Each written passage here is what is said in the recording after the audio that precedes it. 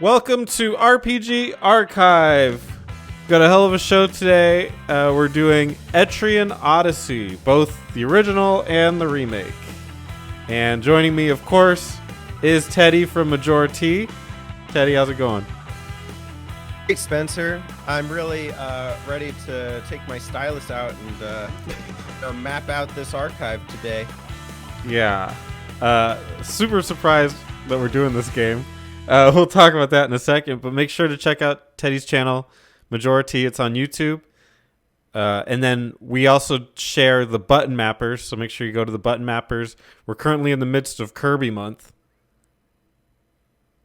Still sucking. Still sucking. Yeah. Float on over. You won't regret it. How do we get to Etrian Odyssey, man? This is a weird one. I know we mentioned we were going to do it. That was about when I realized we were going to do it. I think I learned a couple days prior. How did you get into wanting to do Etrian Odyssey, Teddy? Well, I got this multi-cart on the DS that has like 200 games on it, and one of them was Etrian Odyssey. And I know you've talked a lot of like nostalgic feelings about this series. And I have some nostalgia for it. I've started it many times and never finished. And then this has just been a very busy year, and I really just wanted to pick up and play friendly RPG. Now, we had started Dragon Quest VI, and I just got derailed a little bit, and I didn't want to like come into Dragon Quest VI as an archive with kind of like a, disjointed experience. Mm-hmm. And so I picked up Etrian Odyssey, and I was making some headway. I was like, dude, we should just go through it. Let's just finish it. Actually finish an Etrian Odyssey game. And so here we are, and I think you may be the only other person I know that has ever seen the credits of an Etrian Odyssey mainline game. Mystery Dungeon, not so much, but this one, yeah, this is a hard one. And me. Yeah, I've never met anyone that was even interested in playing Etrian Odyssey before, which we'll talk about, I'm sure, later. What a weird game. And really not weird in its own way. It's actually one of the most like original style games ever, but you never think that with modern gaming. You ready to talk about what's that? It's obscure. It's obscure, but it's traditional. It's like, and that's weird. Yeah, like the classics. Exactly. It's very strange how it works that way. You ready to get into the development of Etrian Odyssey? Absolutely. All right. I pulled a couple different interviews together. The first one is from the designer. His name is Kazuya Nino. Oh, you already butchered it. Kazuya. There you go. Kazuya Nino. Ooh. That's fine. I won't criticize you on that one. All right. He's worked on a lot. Well, not a lot compared to the other people, ironically, but he's done things like he's on Etrian Odyssey. He's a system supervisor for SMT Devil Summoner. He worked on Final Fantasy XIV. He's still well. The latest credit is from 2018, Dragon Quest Builders 2. But he's done a fair bit of stuff that we know about. And what he said in an interview, this was with, I believe, Damp Craft. So this is not exactly an interview. These are developer diaries that he had written leading up to the release of the first Etrian Odyssey game, and these were compiled by a fan. Yeah. So these are the notes about that. He says that he used to compare Etrian Odyssey to Wizardry, since they're both first-person dungeon RPGs, but he kind of regretted that because he didn't want to make a new Wizardry. The reason that they designed it the way they did is because they were focused on making a new style game, not a nostalgic one. I'm an RPG lover myself, and I wanted a really fun RPG to play. That's all I was out to make when I started this project, which is always nice to hear that they made is like a passion project. And in some ways, it definitely feels like one. What do you think? Because it's like one step in the old, and in other ways, one step in the new. Is that how you view Etrian Odyssey? This is like a state-of-the-art game for the DS. Honestly, the first one came out very soon, like close to the launch of the DS. I believe, it was described as being shown behind closed doors what the concept was. And that's what kind of led to is propulsion onto the system and as a series as a whole. And I think that love and that sincerity of that kind of like game that's built for the hardware carried over through even to the 3DS. And we've seen this series thrive for over a decade. Thrive is not the right word, but exist at least. And, get a lot of entries for. No doubt. He talks about the DS stylus, and I'm so glad that he brings this up. As he says, I have a strange confession to make. I don't like using the Nintendo DS's stylus.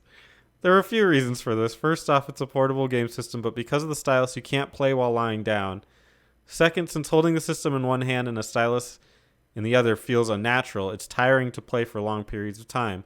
Third, if the pace of the game is slow, then your hand tends to cover the screen as you play. He made it the game two different styles, so in one style you didn't have to use a stylus, in the other you did. It's called it study mode and relaxed mode, to try to solve for this. We've talked about this on the button mappers a little bit. That's one of our problems with Nintendo's stuff, is that sometimes they over gimmick the games. Was that a fear going into, and is that something that may have put you off to Etrian Odyssey in the past? It's not so much the gimmick, because I don't think it's a gimmick. I think it's integral into the experience that you do map out the terrain. You don't necessarily, the game has auto map, whether you're playing the DS or 3DS, but that doesn't account for the walls, that doesn't account for hazards, it doesn't account for resource gathering spots. And so if you're trying to get a meaningful experience out of it, you actually have to take the stylus, and while you're playing and like doing the maps for the first time, actually, build the map. And usually what you could do is like get at least part of a floor done. There are a total of 6 stratums, 5 of which you have to play, the other one is optional. And on each stratum there are 5 floors. So, it is nicely split between either this kind of progression, this grinding, this character building in kind of a traditional RPG sense, or the cartography elements where you are actually building your map.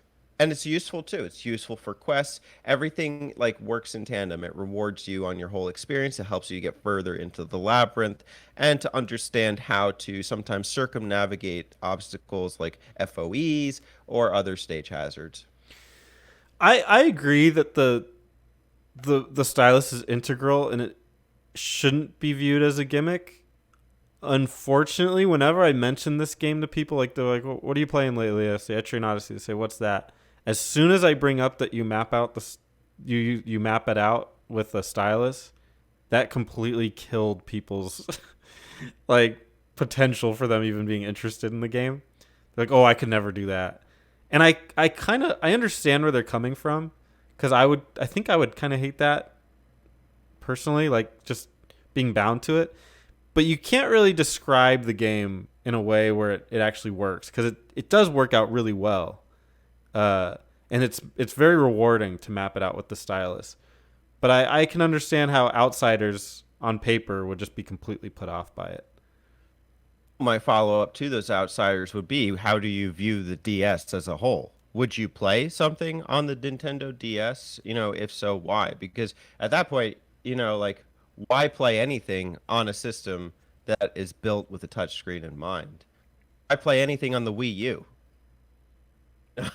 That's Well, we I can stop think there. I But think a lot of people have answered that for you. the point is that they Yes, didn't no. really use that feature on the Wii U, and the ones that did are the ones that are noteworthy. So it's really going to be a niche audience at the end of the day, because the DS, even though it wasn't meant to be a niche thing, or it became kind of a not niche thing, really is a niche product. Hmm. It is a system that has a stylus built into the system. Yep. And so my hand does get a little bit of fatigue. Hold like I can't like just sit up in a chair and just like play and then like, you know, go left arrow, move around and draw on the screen at the same time very comfortably. But I could do it for short bursts. And I actually have a second stylus that I didn't bring with me. The one that's in the new 3DS is too short.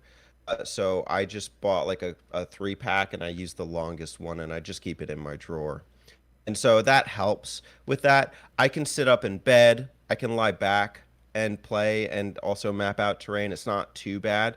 It's not like the game is built around only drawing things out, and it's not like you have to be drawing every time you go into the labyrinth. It's only the first times that you are really exploring. And so that saves some of that fatigue, some of that burden, and some of that feeling of, oh, this is a gimmick. For me. No, I agree. I'm gonna skip the party thing. I Although, would say though, I oh, in the past, I think where I got burnt out was not in the cartography elements. It was in the game the progression. grind for sure. Yes. Yeah. Uh, he says that he wasn't allowed to talk about game mechanics so much, so he held off. But in the, which is kind of funny. But it turns out he's a Dragon Quest fan, which I guess we all are at the heart of it. Say, If we like well, I guess if JRPGs. you like wizardry, you like Dragon Quest. And he said What in that the means. in the first Dragon Quest, at one point in the game, you were told walk 4 steps south of the well in Cole to find the fairy flute. If you are familiar with Dragon Quest, make sure you check out our archive on it. It was our first archive ever, and it was pretty great. And I think we covered this. Um, the number 4 is easily understood, but the way it's used makes it very exciting. As you find the well and get into position, you think 3 more steps, 2 more steps, one more, and then something's there. Uh, he goes into some details about designing an RPG like this. He says you can think of 2 situations. At the center of a long hallway, you will encounter a strong enemy, and then on the 5th space of a 10 space walkway, you will encounter a strong enemy. I think the second version gives a little more flavor to the game. I guess this is in reference to the squares on the map and how everybody moves together and the tension that builds because of that. Is it? Are you pretty new to this kind of game? Or I know you played Etrian Odyssey. Uh, what was the other one? Street Dungeon. Mystery Dungeon. Finish that one. Yeah. Yeah. Did are you into that style, like of the squares and being able to count? I know it's kind of an old I school mechanic. I do like mystery dungeons in general, and this is very similar. I can see why the Etrian Odyssey series got a mystery dungeon release. Because every turn that you move on the map, something else, an FOE will move with you. Time will progress. Your encounter rate will go up. You'll be more likely to, run into enemies. This almost seems like a kind of dramatic tension builder, kind of like if you think back to like old school fables of like the troll on the bridge. It's like once you get to the bridge, there's like the big troll who's going to eat the goats or throw you over or something. And that's basically what every FOE encounter is like an encounter with the troll, and I mean, there's, variations of what they use as FOEs, different types of monsters and things. I do think that, like, especially the first times that you encounter an FOE, you like hear the dramatic music, like kick in and you're like, oh shit, like there's a big monster around here. And with this, you really do feel that sense of like terror if you have died already, because you know that you're going to lose all of your progress. Fortunately, your map data will save, but you basically get your ass kicked. And the first FOE, I don't know if it was like this for you, but like the first FOE I fought, as it was the big mantis thing, I was not ready for that. It shredded my team in half. Everybody was weak as shit, and so I was like, I'm gonna just walk around them for a little bit. And so it really does change the way that you play the game, and I get a kick out of it. I like the thrill. I like the adventure. I think it's really well done. Yeah, I like the idea of tension being added in a measurable sense. I think it gives you more of a survivor feel that you can avoid certain things and you can find your goal. You just have to be a little smarter about it and strategic. So I like that. He does go into the ideal party. We're going to talk about classes in a little bit, but I just found it interesting. He says his perfect party is a land snect. I Sknect. still don't understand what that means. A knight, land knight, Uh, a warrior. protector, a survivalist, a medic, and an alchemist. Oh, wait a sec. Is survivalist the archer? I think so. That was my party. It was so okay. Yeah, I guess we'll get to it in a little bit, but that was my party for this playthrough. That was my party minus the land Sknect. but I wish I did go with that because I just don't think I used my melee fighter to the best of his ability. Mm. And then the last of his thoughts, he said, when I talked to our marketing team, I told them I wanted to emphasize that Etrian is the renewal of the 3D dungeon RPG. What I mean by that is that I hope the genre will thrive again, not just attract the same wizardry fans. And he says that he doesn't even care if it's Etrian Odyssey that continues. He just hopes that these kind of games as a whole will continue. And then if in 10 years I can play the wonderful new dungeon RPGs of those developers while lying in bed, I'll consider it a success. You know, I don't know the history so much of the dungeon RPG, and especially at this time, but I can say there have been a number of them that have come out since Etrian Odyssey. So maybe he was successful. There's games like from Nippon Ichi that have come out since. There's games like Strangers of Sword City.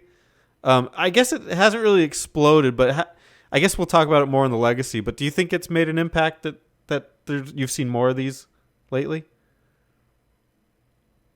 Guess if you would count even within the same series, Persona Q, the fact that Persona fan base is strong enough, and I think that would be an interesting one to archive just to see what the numbers are, like how how it was received, especially in the late 3DS lifespan. But the general favorability towards Persona Q, I think modern gamers have more of an action taste than they do a turn-based Yeah, for sure. taste. So, but if you see things like the success of Hades, which is essentially a dungeon crawler, and you go deeper in like through this labyrinth every time, it's an evolution of this concept. And so I think people do like there. It's nice to see that format can be commercially successful. Yeah. Next up, we've got Yuji Himukai. Good. Excellent. He was the artist. Last guy was the designer. He is the. Let's see. In 2007, he was the character design. Is what he did. Okay. He's done a number of things too. Did World of Final Fantasy as the Bahamutian army designer. That sounds very specific. He's done a couple things. Definitely stuck hard with the Etrian Odyssey series, from what I can see. He says that because he likes older dungeon RPGs, he initially felt conflicted over whether they need character illustrations at all. He said that the genre should have players use their imaginations looking at the illustrations on the game box or instruction manual. You know, it's funny that he mentioned that because I like really, I don't want to say carefully, but it's certainly in future iterations you can customize a little more. But then you never see them. Do you think that's a good thing or a bad thing? Well, the thing is, Etrian Odyssey does require that you go into your menu and you like build the skills and everything. So the character portraits are still there, and they are still relative to the character portraits either as you're going down the labyrinth or within the town itself. And so even those momentary glimpses are a reminder of which character you picked, who they are. A lot of it for me was naming convention. It was personalized. I don't know if I think we mentioned this in the Dragon Warrior 3 archive, but you do develop this sense of like, oh yeah, that's my character. And so I had some attachment there. And so I was cool to see the character portraits, although I could definitely see the value in imagination and wonder. And if ever we find a way to play this, there is a game that does account for that. It's called The Dark Spire. It's also on the DS by Atlas. And it's entirely up to it's basically the same thing with the downward dungeon crawl, brutal as all hell, but you don't see the team that you built. Interesting. Yeah, I think it harkens back to classic D&D in that you don't have a character portrait. You just have your imagination only. I don't think it should be like that. I think video games have that visual appeal to it where you it should be embraced that you have a party. I think the only difference is I wish Etrian gave you more instances where you could see them because I like the artwork enough. It's pretty good. I like my characters. The way that it is, they don't really animate them, so it's kind of a bummer. I don't know. I'm not sure how you would do it because I like it being first person, but I don't I don't feel like I know the characters enough, and I don't know if I ever really got that big attachment to them the way I wanted to, and I attribute that to not being able to see them like ever. Yeah, or their moves even. I still feel like okay, so I might not know them as like individual characters with backgrounds and stuff and things like that. So yeah, I only know them for their utility. You know, and maybe the names I gave them, naming them after like house plants. But I really do like the character art in the game. Yeah, You know, I think the character artist did that's really good portrait work. Sometimes I'm not into like some of those animated looks, but I think they're sincere here. You know, sometimes they're very like um they really try and like do the perverse Japanese look where it's like, you know, skimpily clad ladies and like, you know, I don't know how to describe the men. I couldn't even tell you, but I didn't get that sense here. I really did get the sense they were like warriors in a ancient time, and the garb was really nice. It was well done. they go a little that way later in the Imagine series. there is a big offender in I think I don't remember the name. I think it's Langrisser. It was like a late 3DS release. It's like they look like little girls with like scantily clad. It's gross. Atlas, maybe. Or no, that was maybe NIS. I don't know. It's always sad when they do that because maybe they assume at some point they're like, well, it's not selling well. What would make it sell better? And they're just that's the go to. But Yeah, I think Japan misread the market. yeah, they had a survey asking players about what things they liked about the series, and 90% listed Himu Kai's art. So And does that apply to the monsters as well? I don't know that he designed the monster. I don't know if he or not. I really don't know. There is kind of a Pokédex element to the game. Yeah, Codex. You know, you can report the monsters and items that you've acquired to the Rada Hall, and I almost have a complete codex. So, but I liked going through it and reading the entries. There was never anything that significant, but you would still see the art and stuff from the game then too. oh, I have a huge issue with the compendium, but it's technically more the item one, but it's almost a non-issue except for like a couple of the mini quests where like check out the item compendium to see where you can get this item, and it's not alphabetical. It's like it's its own weird list of Yeah. so you have to literally scroll through like 500 different things just to find it. Oh my god. Whoever designed that, I hate you.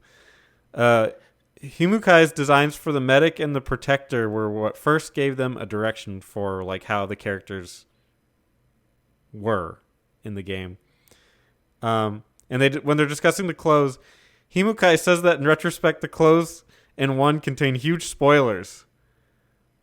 He recalls spending a lot of time wondering how much of the past civilization should be used in costumes, and Komori adds that they spent a lot of time deliberating over the sneakers, saying they didn't want to spoil the surprise, but Himukai thinks the sneakers ultimately worked well as foreshadowing. That's what I didn't even think of that. You don't see them because the character portraits are only Yeah. like a picture, like it's a half of the character, and then there's like very small instances in the menu where you can see the full character. Would not think to have looked at their sneakers in those times that were few and far between. Yeah, no, that's such a funny thing to think about because I never would have even considered it. I think I remember seeing sneakers and like, oh, that's like a funny Japanese thing. Like they just have sneakers. How funny. And then it turns out no, it's like it's actually Plot spoiler. complete plot spoiler. Um, the next one I don't necessarily have much on. The writer Shigeo Komori. He has a pretty extensive list of the things he's worked on. And the only thing that he said, which is I thought was just kind of funny, both Himukai and Komori consider mapping to be what defines the series, something that Komori admits is coming back to bite him in the ass when working on the next game. I agree. As much as I love it, I just think that it's such a hard thing to get people to do or to want to do. But I swear, once people start doing it, it becomes natural and it's great. But just getting them to buy into it, it's a tough one. And then So he said that. What was the context? When was that? Like at the time of the first game? no, I think that's a more recent quote, or just like throughout the series. I couldn't really find anything like substantial. It's hard to find details. We were talking about this before, but it was hard to find anything about the making of this game. There's just not a lot of notes. 2006 was like that's the birth of like YouTube and stuff, and like this is not a very popular game. Yeah. We'll get to that. Yeah. Oh yeah. And then finally, Yuzo Koshiro is the composer. He did all these ones. I'm gonna be totally honest. I played 99% of this game on mute, and the only the only times I turned on the volume were at the very very end, and then the on accident, like my finger slipped and I raised the volume. I don't know. Did you listen to the music of this game? Yeah, a little bit, and I did play the soundtrack a little bit. It's not the most standout, but it is pretty good. It does have that adventurer feel. Yuzo Koshiro is a big name, especially with Sega. He did stuff like Streets of Rage. He worked on Sonic, I think on the Master System. He's also known for the Shenmue music. Most known for the Streets of Rage stuff. But he's kind of a beloved name in the Sega households. With this game, the music was okay, but this is, and I want to come back to this. This is the perfect kind of game to play while listening to something else. Absolutely. That's what this game is made for. I'm gonna be honest. Yeah. I put a list of games made by or released by Atlas in 2007. Most of these I would wager did not appear in America, although some notables. I mean, we had Etrian Odyssey was in January. There was a bunch of SMT stuff. A lot for mobile phones, which is kind of wild. Because I didn't even think... I guess in Japan, mobile phones had taken off a lot earlier than in America. Because in America, 2007, I don't think mobile phones were doing this kind of thing yet. It's more just texting and stuff. But Persona 3 FES came out. That was a big one for me. That was my first Persona game. I loved that game. And then Odin Sphere on PS2 came out in May. Tons of mobile game stuff. Oh, Girl and Answer on the PS2. There you go, Girl Answer, yeah. And then Trauma Center New Blood on the Wii. Man, what an interesting time for Atlas. Atlas had released Trauma Center on the DS prior to Etrian Odyssey. So, that was their first big advent with the touchscreen and everything. So I think that set them up for like creating the RPG that was, based in that. Etrian Odyssey is so interesting. It's like I wish there was more of like a wealth of information on it. Yeah. How funny that Persona 3 was taking off on its new thing. New Persona design with... Well, I guess 3 had already come out, but FES was here. And then eventually they would just kind of merge into the Persona Q. Do you think there's something prophetic about the fact that so many SMT games were coming out on these mobile phones that were non-existent in America? Because I feel like so many of those SMT concepts are like, the demons are coming out of your phones or whatever. Yes. Like in Persona 5, it's an app. Yeah. So I feel like, some of the other ones, like even on the DS and 3DS, not Soul Hackers. It was the grid based one. It's like you're in high school and like everyone's got a phone or something. So I think that some of that's developing here. And in America, yeah, big year for Atlas. Wish they would. I can't blame them, but I just wish they would release more stuff here. But if there's no sales, there's no sales. So can't get what you want. Buy Atlas products, people. Yes, please. You're supporting Sega. Sonic. There you go. Alex. Yeah, Alex, come on. He knows. He's fine. He's getting Atlas stuff. I'm not worried about Alex. Let's talk about the release. The game came out in Japan on January 18th, 2007. In North America on May 15th.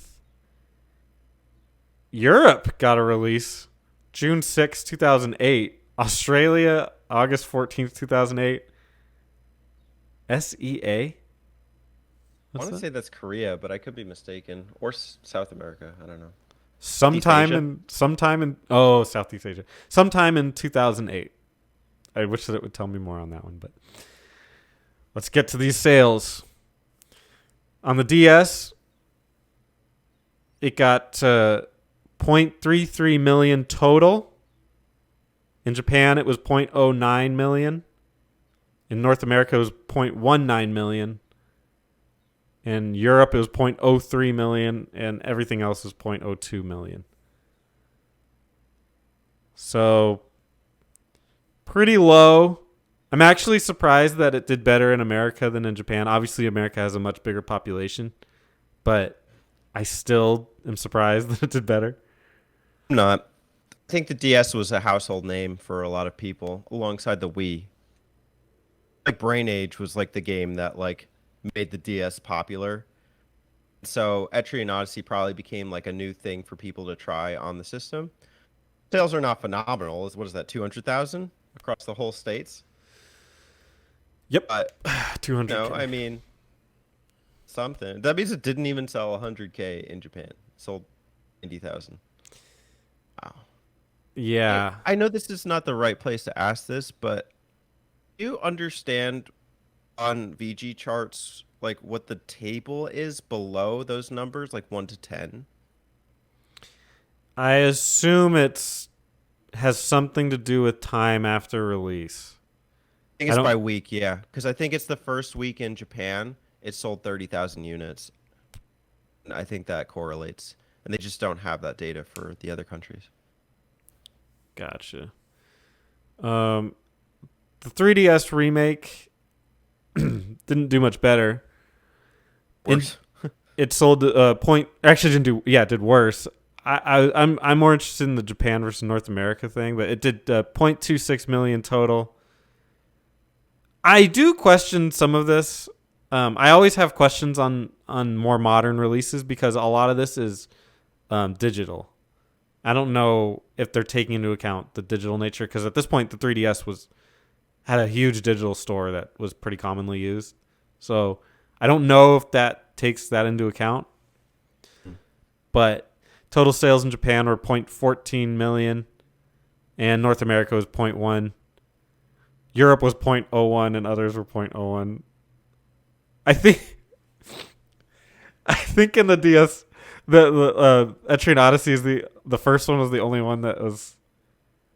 I think like 2 wasn't. I don't even think 2 was even released in Europe. We'll probably get into that at some point later. But it does not. If that's the case, it does not surprise me because these numbers are so bad. Yeah. Sorry, Terry. You didn't buy it. You don't get it. He doesn't care. He doesn't like the 3DS. Yeah. Sure, he didn't care. Metacritic was semi-favorable. Are you going into reviews? Yeah. Before we get into that, can I just tackle this a little bit? Yeah. So another interesting footnote is that across the entirety of the Etrian Odyssey series, a total of 1.5 million units have been sold. Oh my god. And there's a lot. There are a lot. There are 5 mainline games, maybe 6 if you count Nexus. Yeah. There's the no Nexus is a spinoff. Mystery Dungeon 1 and 2 are spinoffs. So it's like 8 games. I mean, just average, it's like 200,000, like each 250 to 300. So not a good sign of things to come. Honestly, it's impressive. Untold did as good as it did, given that it's basically the same game as came out 6 years before. There are additions and things like the story mode, but maybe Japan, because they missed out on it on the first time, they wanted to experience the 3DS one. And in North America, we just didn't care. Also, Untold came out after Etrian Odyssey 4. So whereas 4 was more of a unique new experience, the Untold was the first game, which even if there are diehard fans, they probably had already played. And I don't know if they were itching to go back into the same labyrinth of the first game. Yep, that's a good point. Like, hey, do you want to take all the great things we did with 4, like pushing the series forward, and just remove them?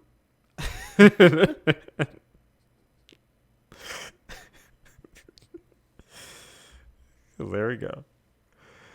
The game was received pretty well, just like the one of the creators said, despite being only for a couple people. It's there seems to be some discrepancies here. Maybe there's an issue with the way that VG Charts is reporting these, because according to Famitsu, they sold 120,000 copies in Japan as of July 1st, 2007. We do the best we can with the data we have. Yeah. And either way, it's still pretty low. The game received favorable reviews. Although the title is recognized as accomplishing its goals in terms of presenting a very classic RPG experience, it was noted that this greatly limits its appeal to a certain hardcore demographic. IGN noted, if you gave this game to 10 players, you may find 1 or 2 in the group that truly enjoy it. GamePro said, ultimately this one is for fans of the genre and not for the short on time. I feel like that's an unfair complaint. How so? I mean, Elden Ring isn't for the short on time either. That's a very good point. I think there were more... Yeah, I think that was poorly worded. Because you'll make time for things you like. I think it's... I think the first sentence was better from IGN. It's more for a very, like you said, a niche group that are going to like it. Mm-hmm. Yeah, I guess gamers at that time are like Xbox 360 bronies and looking to push the boundaries. Like, yeah, bro, like let's hit me up on Call of Duty, and it's like out of 10 people, then 9 are gonna play Halo or Call of Duty or whatever. And how many are gonna want to play a hardcore dungeon crawler? In 2007, would I have wanted that? I don't even know. Would I? I didn't want it. I didn't want it. I might have played Pokemon, my thing was my 360 at that time, as a in the early 2000s. Now is when I think something like this is thriving a little more. We've seen a lot of the state of the art stuff and are looking to experience some of those niche retro classics. OneUp.com, I remember them. They said Etrian Odyssey will definitely appeal more to the OCD'd than the ADD'd. I don't know what that means. And it's punishing difficulty and very deliberate pacing may turn off younger gamers who grew up on flashier role players, but it offers a real sense of wonder and a sense of accomplishment, feelings missing from far too many modern games. I feel like the only way you would play something like this is if you had to. Like if you were part of a gaming publication. And then you would recognize like, oh yeah, this is really cool. But it is your job to tell people that you might not like it. Yeah. Oh boy. OCD'd. If you feel like you have to map every single wall, I guess. And then ADD does short attention span. Is that what that's trying to say? I guess. Still, weird comment. Yeah. 2007 reviews. Don't go back. Don't read them. That's rough. Yeah. These do not hold up well. Ready to talk about the game? Get a water bottle before we start. Yep. Hydrate. This next segment is brought to you by whatever water bottle he's about to pull out. It might be Dasani, it might be Arrowhead, it might be... It is... What water did you bring out? Trader Joe's Natural Mountain Spring. Trader Joe's Natural Mountain Spring. If you ever need to feel refreshed, there's no substitute for Trader Joe's. Yeah, especially in the spring. It's about to be summer. Drink up. Got to get paid somehow. It's hot today. How hot is it where you are? Oh, come on. Listen, we were over 90 yesterday. Serious? Wow. All right. Interesting. It's 81 degrees right now, and it's 9:23 a.m. Okay. 75 with haze. The haze. All hell. Haze.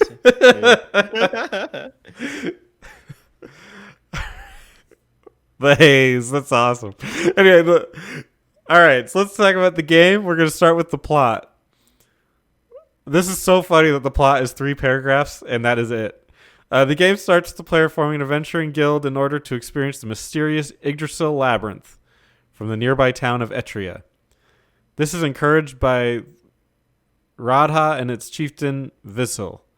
Due to the town's prosperity stemming from exploration of the labyrinth, he uses the experienced Ronin, Ren, and the Hexer, not even going to try, to teach the player how to explore the labyrinth and continue descending into each stratum.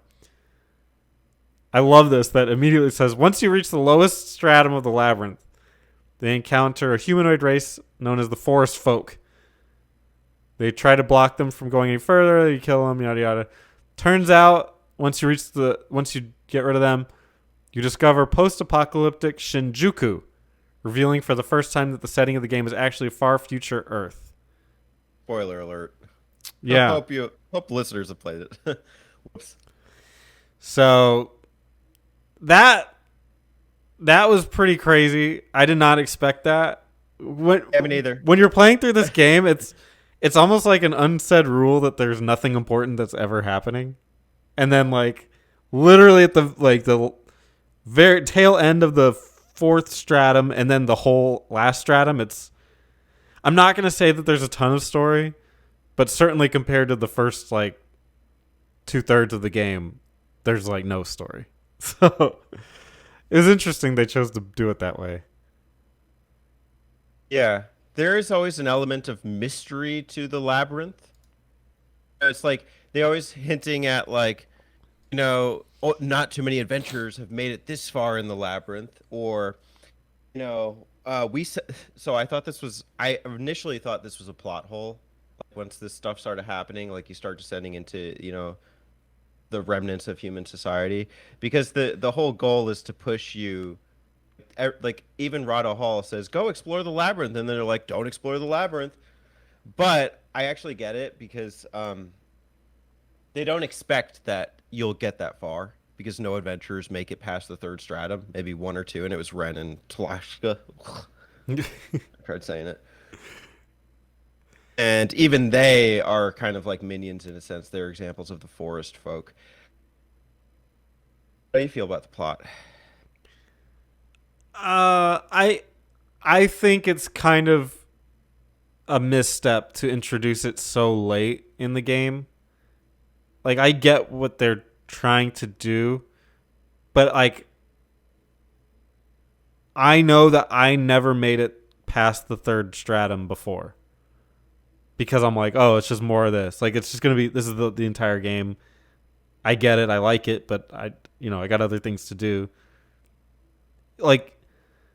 I'm sure a lot of people have lost interest in this game and didn't even know that it had this bit in it. And I think that's to the detriment of the game. It should offer you that earlier, or at least something.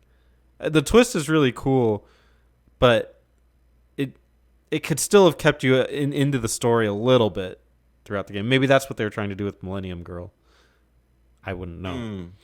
I could see that. if you ever do end up going through SMT4, they do a similar thing. It's done much earlier, so that would address those concerns, but different series. Etrian Odyssey, how would you do it? I would just, I guess my thing is to be careful because, like, I think part of what they want to do is keep you wondering. Mm-hmm.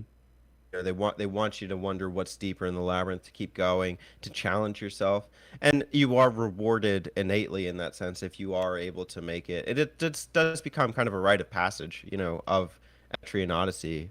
Do you know the secret of the labyrinth? Like, oh, I do. We're in the secret of labyrinth club. But so I'm not that bitter about it. I guess bitter's. I know you're not bitter, like, but I don't know if I'm. I feel like it's something that was a major detriment. I know that like you, I have never gotten far enough to really discover what the plot of any of these Etrian Odyssey games are. Mm-hmm. So I do feel rewarded in that sense. Yeah, That like we played it this time and like really discovered it. yeah. That and that's the unfortunate part is there is that gem of a story buried deep within it, and that I feel so rewarded for doing it. But at the same time, when you look back at the sales stuff we were talking about, of just how they did not do that well, and in the future, probably, I don't know. It'd be interesting to see future sales to see if that reflected in that at all. But Well, yeah, there's just like there's an opportunity here, and I think they missed it for their art. It's like a starving artist who's like, I refuse to change for anybody. Some people get away with that, like Elden Ring and the Dark Souls series.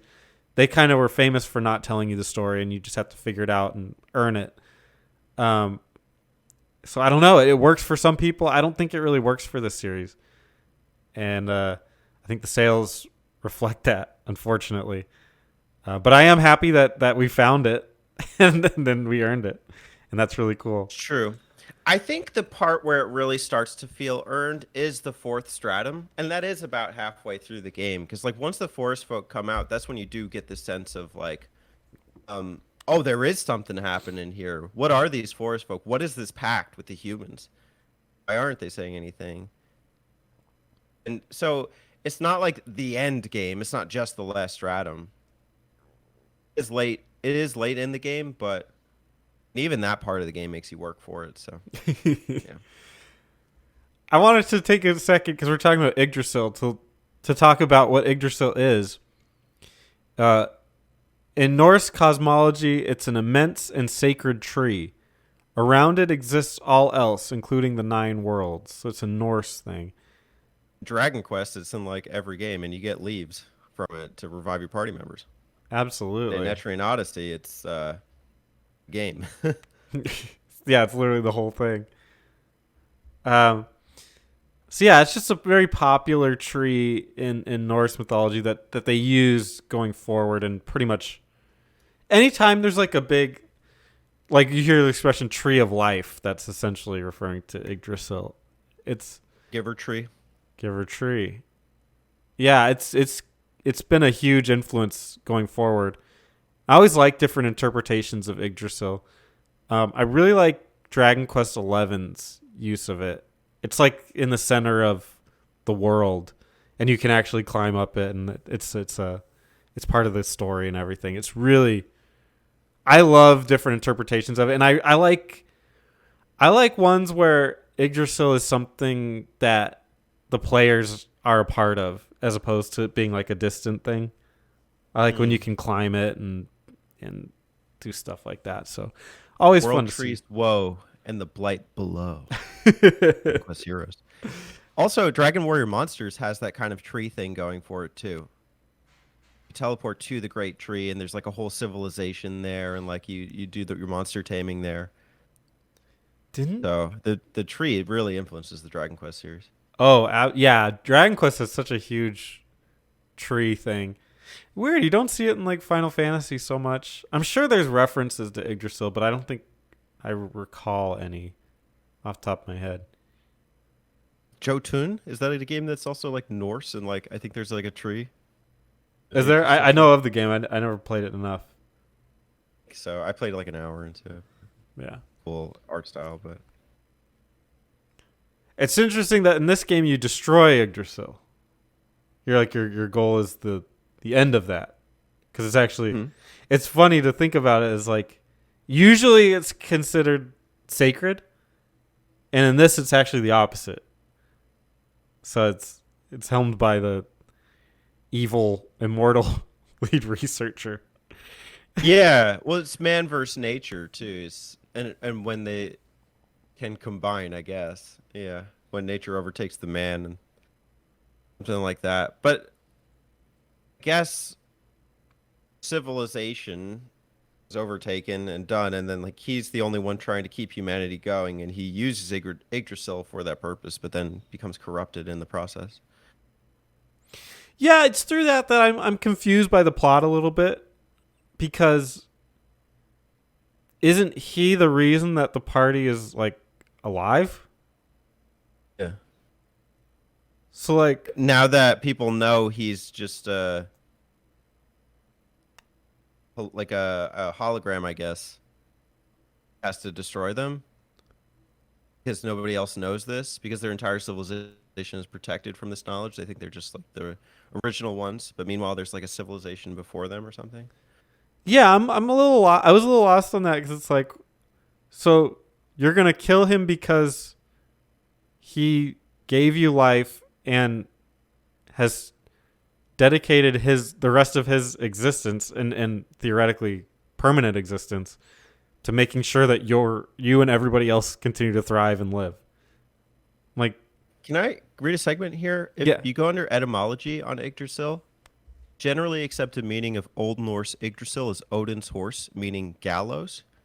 Interpretation comes about because Drasil means horse and Yggdra is one of Odin's many names. The poetic Edda poem Havamal describes how Odin sacrificed himself by hanging from a tree, making this tree Odin's gallows. Whoa. It'd be called the horse of the hanged. So there is some symbolism here that maybe we just, we don't know, but so it's not all good in this tree, I guess. And I guess that reflects. Dragon Quest is a more tame version of Yggdrasil. I think this one maybe reflects the etymology a little more.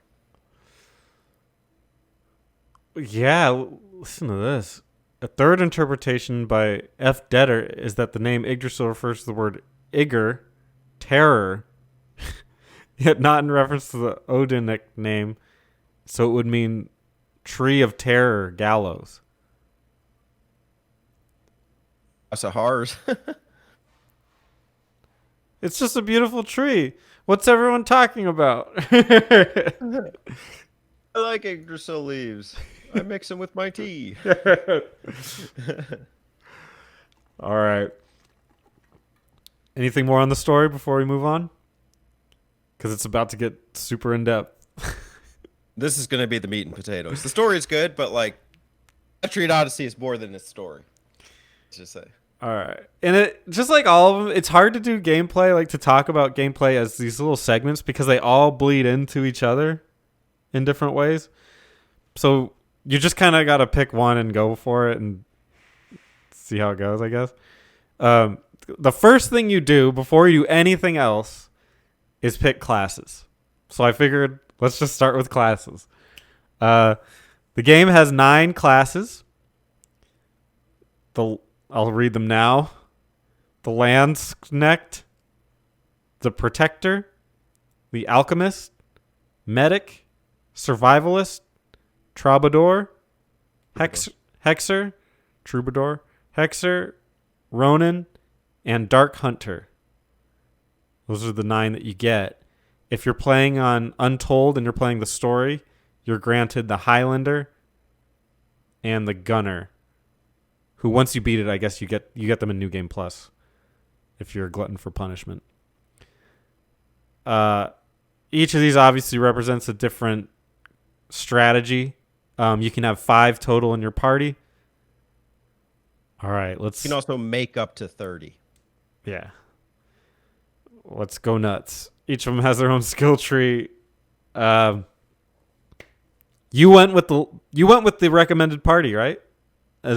Not initially. So the only difference was that instead of a Landsknecht, Well, let me just list it out. So, my original party was a protector, survivalist, medic, alchemist, and arc hunter.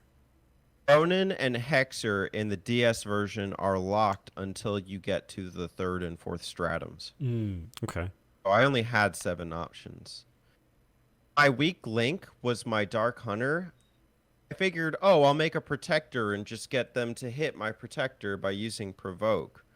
And that didn't work. We could talk about that with the skills. So I actually had to make a second tank for the front line. And so I made a Lance Connect and I just started bumping up the skills. I started grinding, getting the skills on him for max HP and max defense. And then that like saved me. Hmm. Who's your team? Oh boy. I'm gonna put it out there that these classes are not my favorite throughout the series. I like the protector. I used provoke and I didn't have as much issues. It didn't always work, but I feel like more times than not they attacked him. I mean, AoEs are just AoEs, so whatever. But I used the alchemist, the medic.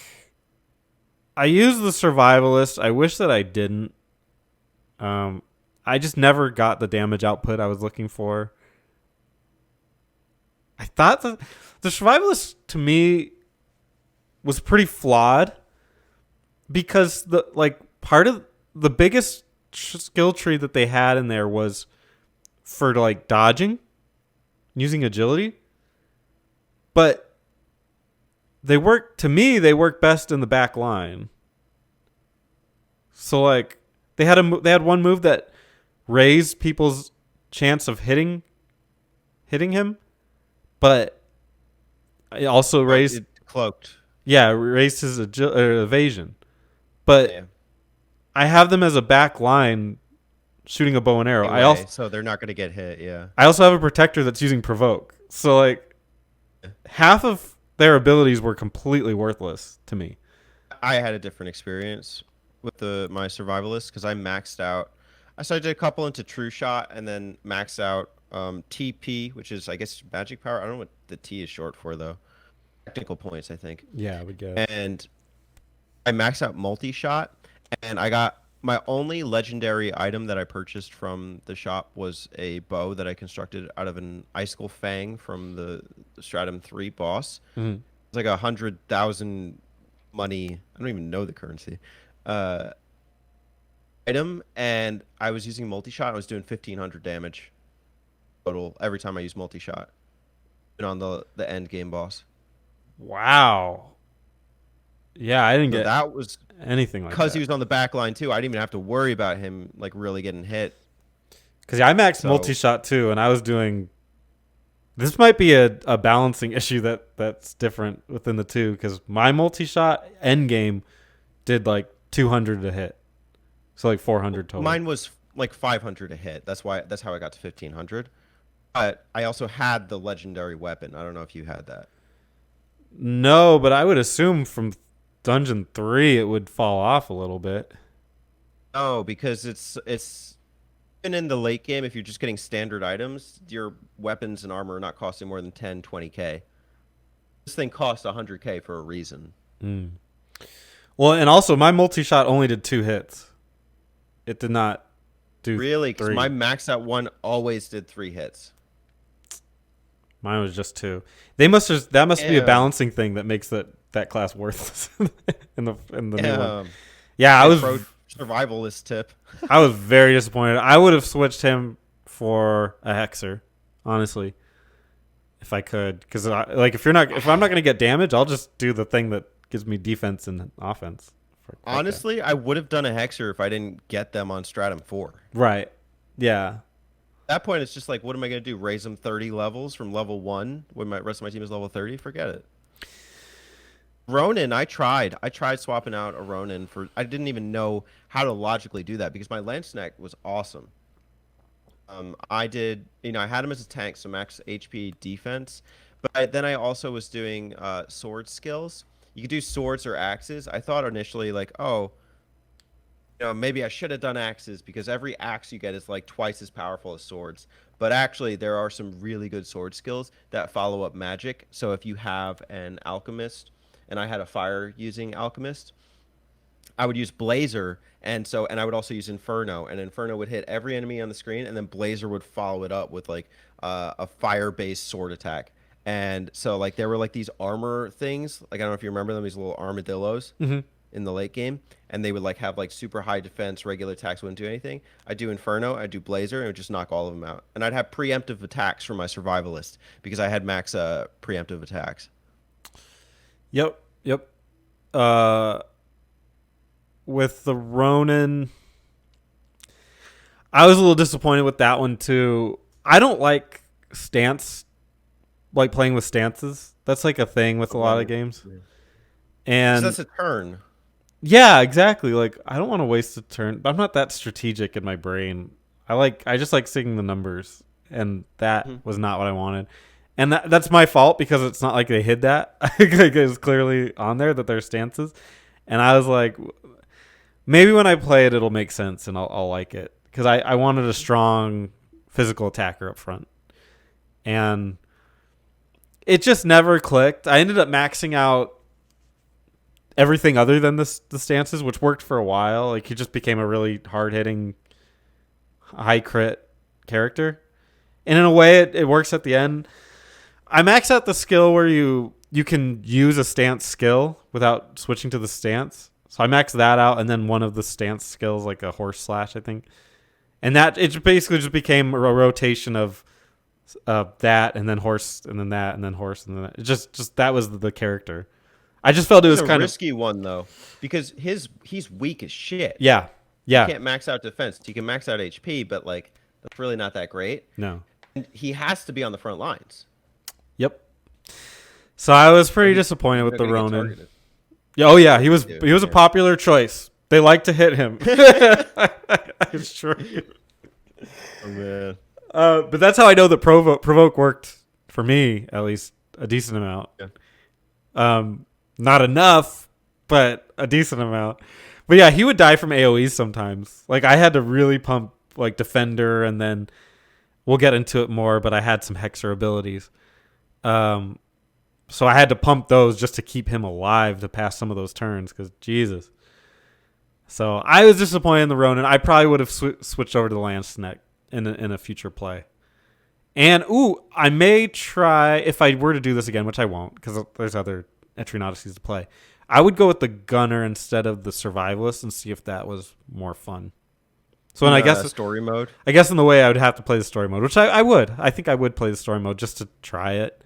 I can't imagine I would love it because I don't like the stories in a lot of these kinds of games. That's obviously a jaded thing to say, but it just is the truth. But I would try the Gunner. I'd be curious how that plays out. I think that if you're playing classic mode, you need two tanks for those front lines. Like I think it's just too much of a risk to have a Ronin up there or even your survivalist. My survivalist actually had my highest HP by the end game, but I would definitely like. I don't know if you could do this without having a protector and or a Landsknecht or two of each. That's the cool thing is you could actually do multiple classes of like the same class and build them different ways. I could That's a good have an point. axe wielding Landsknecht and a sword wielding Landsknecht. I might do two Landsknechts next time. I don't even think I need a protector. They're if provoke's not going to work, then like what's the point?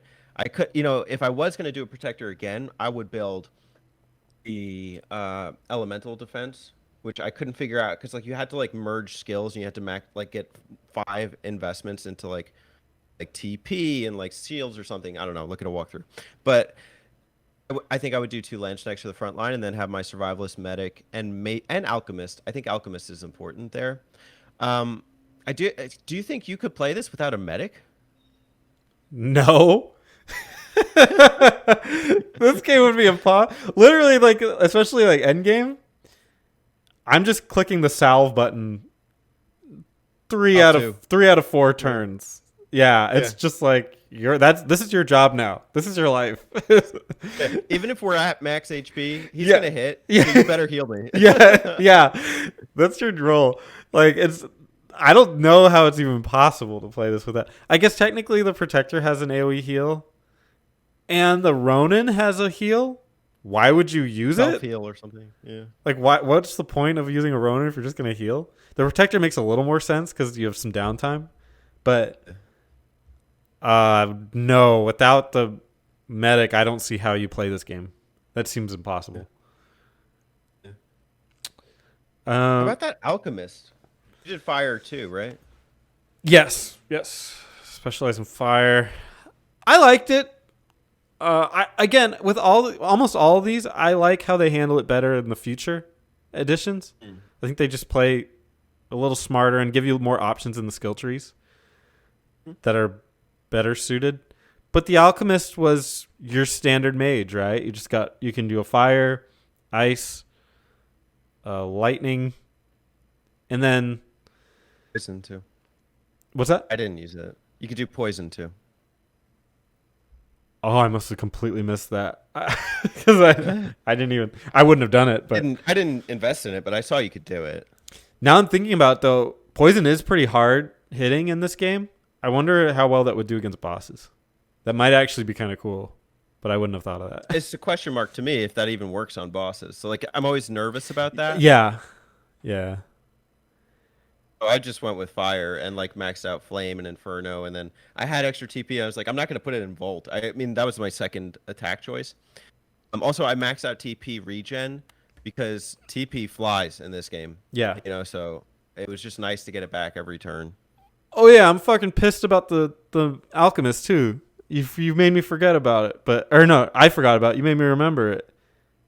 I maxed out a move called analysis, and it was if you can find the enemy's weakness, it makes the damage go way up and it reduces their defense, so the rest of your team will hit harder too. Okay. Great skill, great idea. Here's the problem. Not all enemies have weaknesses, and a lot of bosses don't have weaknesses. They have just general, like, they're not strong against things, but like the final boss did not have a weakness. So at least that my magic could find. So that skill was completely useless for a lot of those fights. There's nothing like going down a skill tree. Because this game, it takes a while to max something out. It takes dedication, only to find that it's useless. So that was disappointing. I just felt like with the alchemist and with a lot of them, there weren't that many skills that were worth maxing out, like in the long term. Some of them you're like, oh, that would be useful in this very specific scenario. But a lot of times when I'm playing these games, and this mindset might be flawed, but when I'm playing an RPG, a lot of times when I try to dedicate to customization, I'm thinking, how will this help me against the final boss? Or if the game suits it, how does this help me against like tough mobs of enemies? Those are like the two things that I think about the most. And a lot of the skills don't suit that. For me, it was actually more about the skills that would benefit me in terms of the adventure and the mapping. So like I didn't max out Stalker, but I put a couple into it on my Protector because Protector doesn't really need much anyway. And I did like at some point I just want to be able to get through the dungeon and just, move to the next floor because then I'm fighting enemies that are going to get me more XP and I'm just going to move faster. And also with the TP regen, I was like, oh yeah, like that'll help me to like get mana back so I can keep going and really just annihilate these like standard enemies and also FOEs on screen. The issue with TP regen is if you're going through like just the standard adventure, you're knocking out standard enemies in one turn, so you're actually not regenerating any magic power. And so you'd be out like after 10 battles of using Inferno. And so like that was just brutal. Yeah, sometimes to use that skill, you have to manipulate the game, which feels cheesy and lame. But it's like you could theoretically reduce a mob to one enemy, and then just like shield up. But it's like it doesn't feel good to do that, and it's boring, and yeah, I can sense it. And again, I think a lot of these things get resolved later in the series. Like you'll have characters that they'll think be like, once you win a battle, you'll revive. And I think one of the skills even in this game had that, but I don't think I got to the point where it was maxed. I didn't use it. It was the medic. It was like restore a little bit of HP afterwards. And I was like, why would I do that on my medic? Yeah, exactly. I would want that for my other characters, but some of them have like every you know what? step or something. I did a skill on my medic that was useless. It was like restore up to 25% of your team's HP. If you put one into that, I put one into that. So I tried it once, and it literally restored like 5 HP total to like every character when I used the skill. It was a waste. I'll use Yeah. that.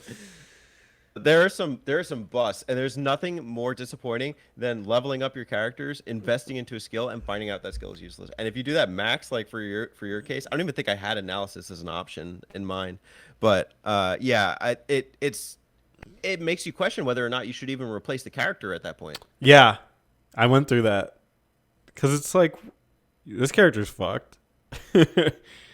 And at some points, it may actually be worth it to do that. Like at level 20, my Hexer just kept dying, or not Hexer, my Dark Hunter kept dying. And so I was just like, well, screw it, and I got a Landsknecht up to like one level behind everybody else. And then he ended up being my highest level character by the end of the game because he survived all the battles. Wow. So some of those quests were like, take down one, a bat, like a FOE with one party member. And he was my guy. That's good. I highly recommend if you're listening and you're not sure, pick the Landsknecht. That is the way to go, for sure. Maybe just all of them. Just pick 5 of them and stroll through the game. I don't know. That seems like a useful class. But I don't think they can attack from the back as well. You need a medic, so 4 Landsknechts and a medic. Yeah. You're good. Just salving it. Oh man, there's a lot to talk about with the classes, and granted, we didn't even play certain ones. Troubadour. Yeah, right. You know what? That's a buffer class. I would question mark. I would pick that because I got some pretty badass items that clearly only they could use, like the musician stuff. There were instruments in there that one of them, I think it was endgame, but if you equipped it, it boosted your TP by 100. It's just like, God damn. But I don't know what their skills are, so I couldn't tell you if it's good or bad, but it just seems like a lot. I think they had some healing stuff, too. Love that they get Ocarina. They're the only character that can equip an Ocarina. I didn't want to make one. I wanted my... I'm more of a straightforward kind of player, I guess. Usually I do like buff moves, but I don't know if I like a character that's only meant for buffing. But I would try it. I would have traded my survivalist for that in a heartbeat. But that's only. I need my Poke. That's only post game knowledge. In general, yeah, I'm pretty standard when it comes to this stuff. I'd go with the tried and true. I go with the World of Warcraft 5-man lineup that I know would work. I need my tank, my healer, and then different forms of DPS. That's how I look at it. Did you? This is just a quick question. Did you have a naming convention, or like a decision, like what character model you picked? No, the only one I had a naming convention because I have names for pretty much everything for 4 characters, and then the 5th one is always a toss up on usually it refers to whatever the class is, and that was the survivalist. I just called it Slaya. That was it. Did you? Yeah. Well, I let my girlfriend pick half of them, and then I was going off of what she was picking. So my protector was quinoa, and my Landsknecht was tomato, and my survivalist was polka. My alchemist was lotus. My medic was Texas. Why Texas? No, I was just getting Texas vibes. The coat going back and the glasses. And, I don't know, he seemed pretty cool. I call him Texas. He's a cool guy. So every medic from now on will be Texas. Or a different state. I don't know. We'll get Flo Rida. Flo Rida. Oh my god. Anyway, that would be a way off subject, but I have a Flo Rida story that's pretty out there. Anyway, I would look very white. So I guess Look all at this leads into we are. combat. These classes. Let's talk about the combat in general. Um, First thing, let's talk about the difficulty of this game. When I first played Etrian Odyssey, I have vivid memories of saying, "Wow, these fights are oddly difficult," and then a huge enemy wiped me out. Was that your first experience playing Etrian Odyssey? That was my every experience playing Etrian Odyssey. It was this time as well. Like I had my team. I was like, oh, I can take down an FOE. I think I got the ram, and then I got to the next floor, it's the mantis, and then like I tried the mantis, and I was like, holy shit, I should have saved my progress. Screw me. Okay, another one. We're gonna come back to bosses in a sec, but I was like, yeah, I think I could take on the boss. Nope, should have gone back and saved first. Bad Oh, idea. The problem is, it's not a problem. It's a good thing actually because it makes you work for it. But you lose all of your items and your XP, and you really need that stuff for the skills.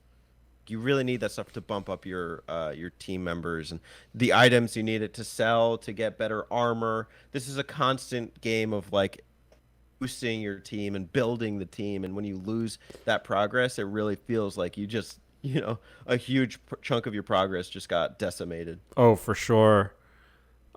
This game will not hesitate to humble you. Like when you play Dragon Quest and you're fighting slimes,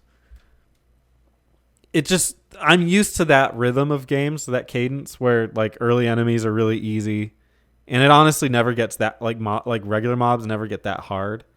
SMT is kind of counter to that, but most games I play, it's usually pretty easy to just fight regular enemies. But this game, even early on, the enemies are a lot tankier than you're used to, and they like you can see their health, which is nice. I think all RPGs should do that, or it's just like a health thing, unless they specifically want to hide that for certain reasons. But I like seeing that health thing, but at the same time, it's like I get this. I come to the Yggdrasil, right, and I got like my new guy. I got this badass sword that I think I just bought. That's cool. Then I go to floor 1, and I go and fight. What is it, like a slug or whatever, a rabbit, whatever the stupid enemies are, and you hit it, and it does like a quarter of their health, and it's like, holy shit, what the hell? And then they hit, and they do like half my health and damage.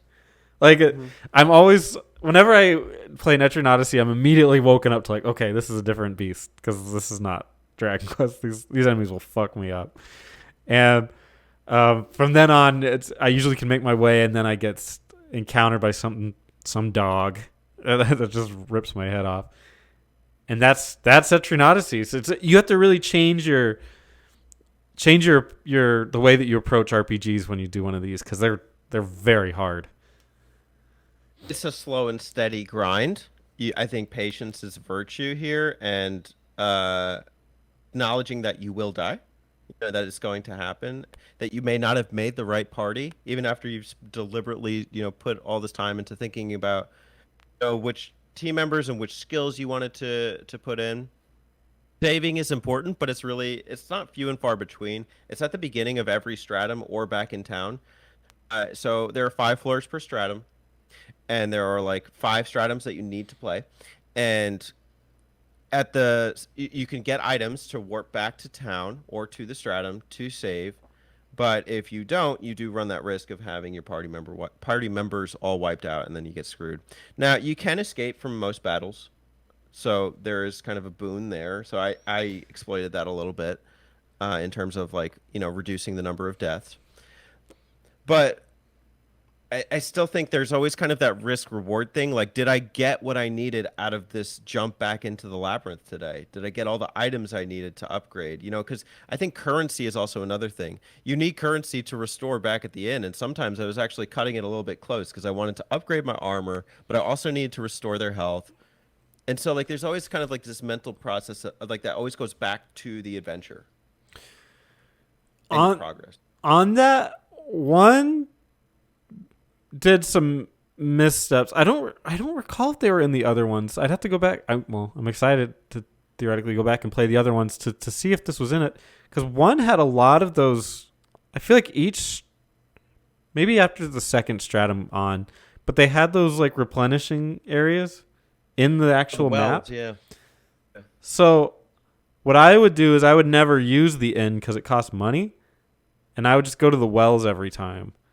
I feel like that kind of broke the game for me, because I'm used to the cost of going back is the inn, and so that you have to weigh that, and I like that, but the health wells kind of ruined it because you can always just.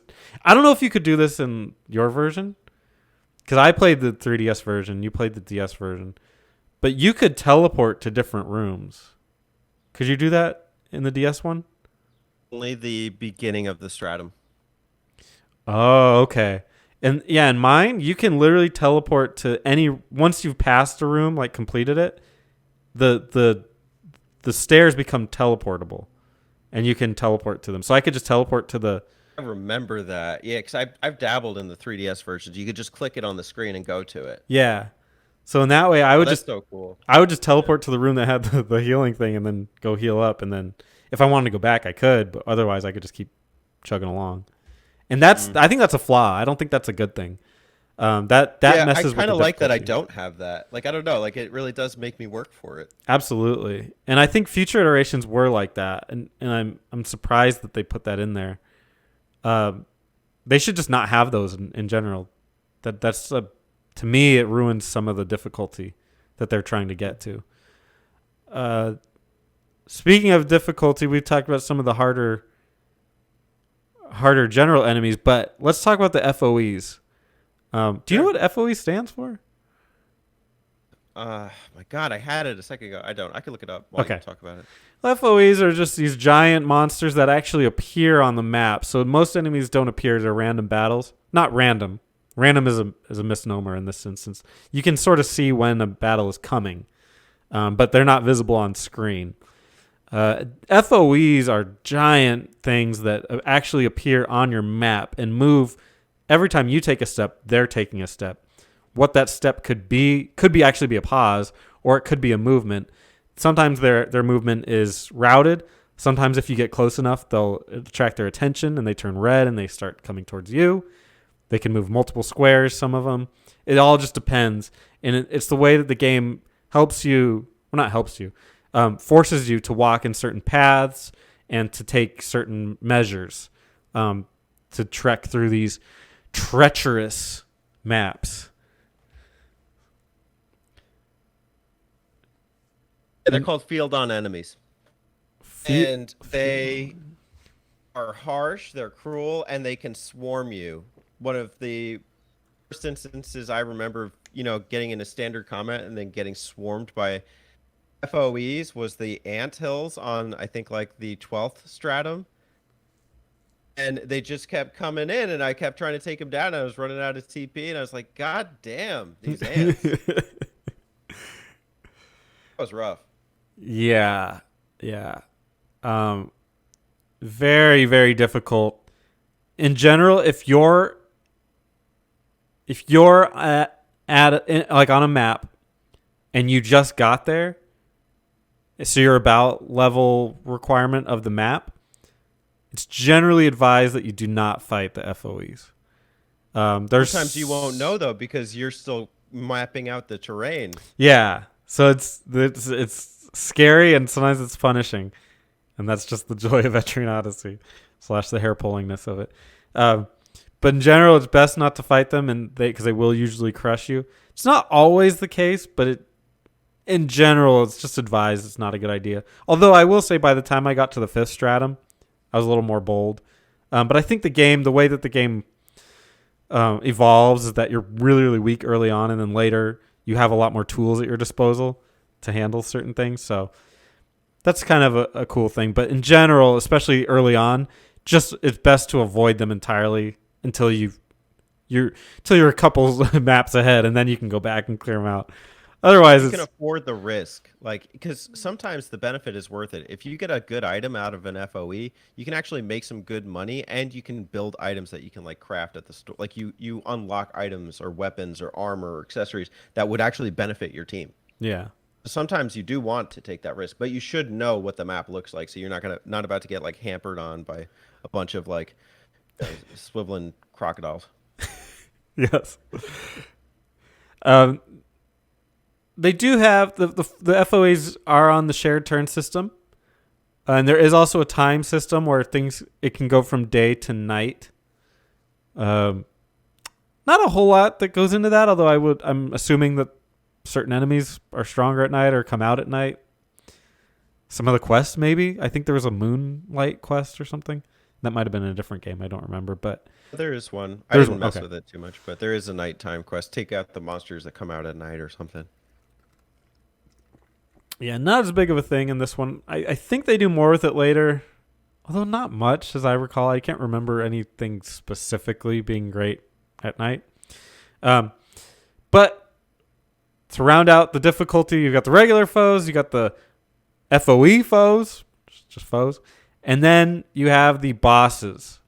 I think the bosses are awesome in this game. They have their own big bar that's at the top. That's how you know you're in for it. And they usually have a couple of phases, usually two, once they get past half health. And they're very difficult. Any good memories of the bosses in this game? All of them. I could probably name maybe 4 or 5 of them right now. Maybe not their names, but I could tell you what they were. And the first one was Fenrir, who's the wolf pack leader, and he like summons a bunch of wolves in the battle with you. That was the first boss where I underestimated him, and I got my ass kicked. Um, the second stratum, I don't remember. Oh, it's Centauros, and like a demon guy. He's pretty badass. And he was a tough fight, but I was ready for him. The third one was like that manta ray thing. Cool boss. Yeah.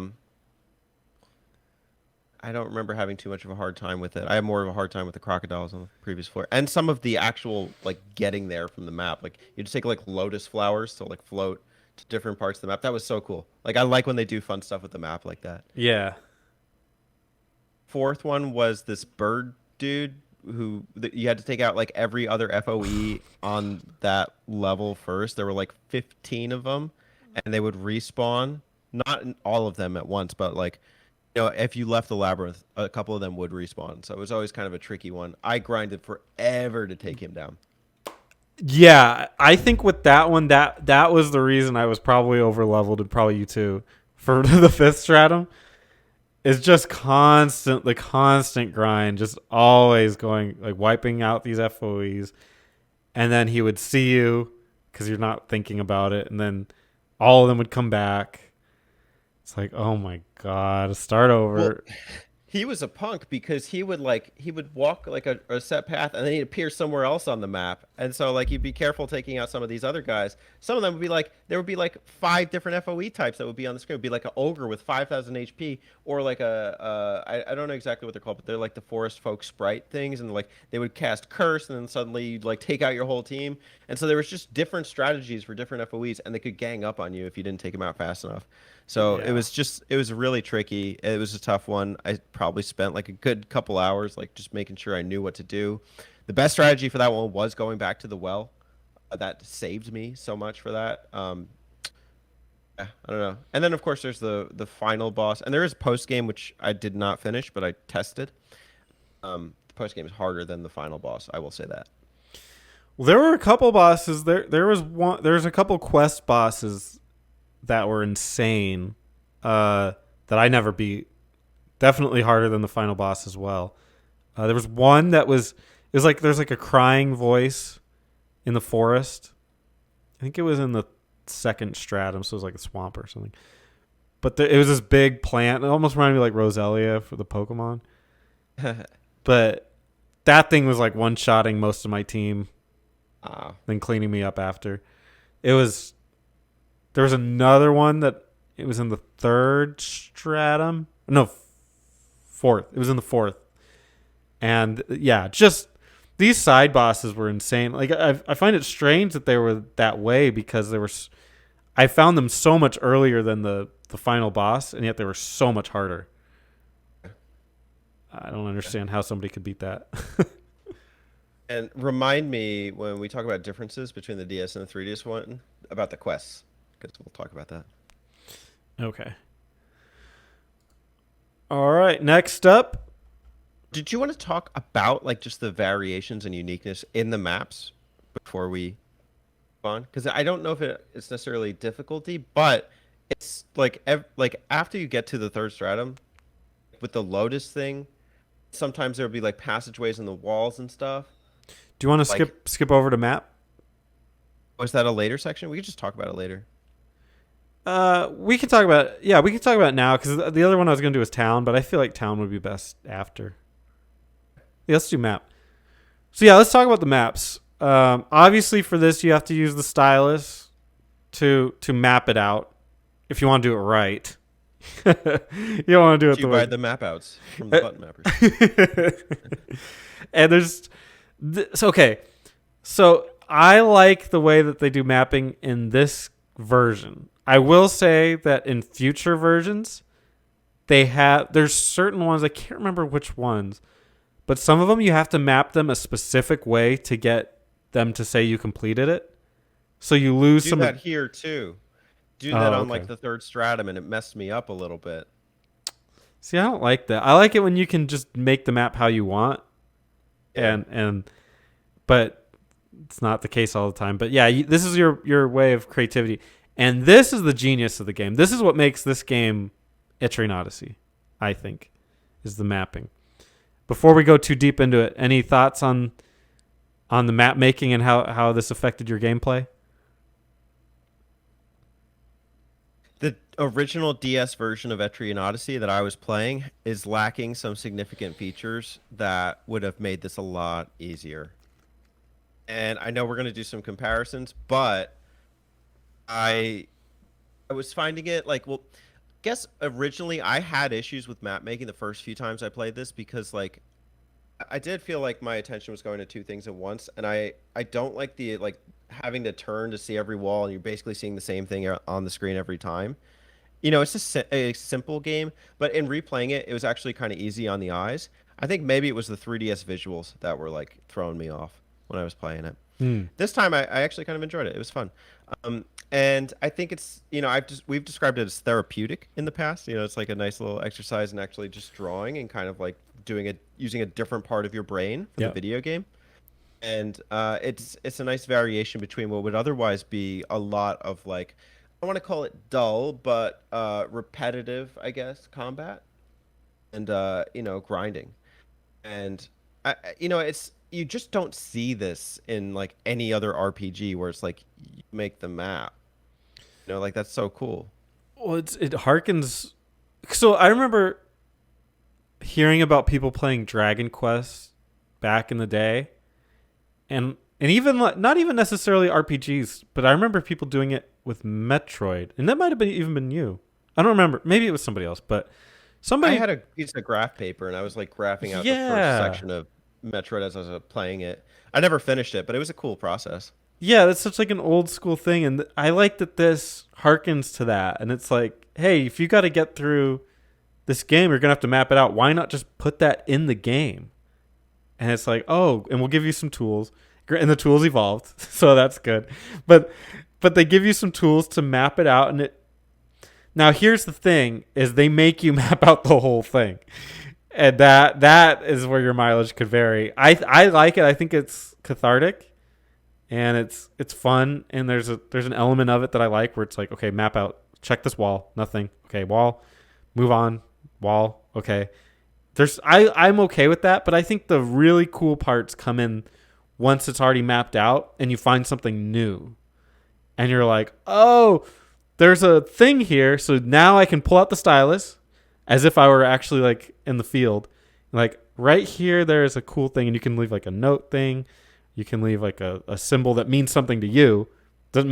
My symbols are wrong. I'm just going to throw that out there. Like I realized like probably in the third stratum that I was anything that you could farm, like whether it be a mine or a crop or whatever the other one is, I used the same symbol for all of them. So I didn't know the difference. And to me it was fine, but obviously the game would think differently. But to me that's the joy of it, is it's my map and I can make it how I want, and that's what it is, flaws and all. So to me that was the joy of it. And I think without that, I don't see Etrian Odyssey as the same game. I ask you a quirk Yeah. that maybe you had or didn't have when mapping. When you had stairs going up or down, did you draw around them or Yes. did you draw in front of them? In front of them? That sounds Like you crazy. don't keep the stairs in the actual map. Like it would be like, here's your wall and then here's a stair. So I did the same as you. I actually drew around, like I changed it halfway through. I started drawing around the stairs because I saw other people's. I was like, oh, that makes sense. And I would like fill in a little shade to see like you could walk there, etc. With doors, I didn't do that. I would just draw like the room, and then I would draw a door, and then I would draw a room. So sometimes that got tricky because you're trying to draw the lines around the wall. It would actually move the door icon as you were doing that. So I'd have to move it back.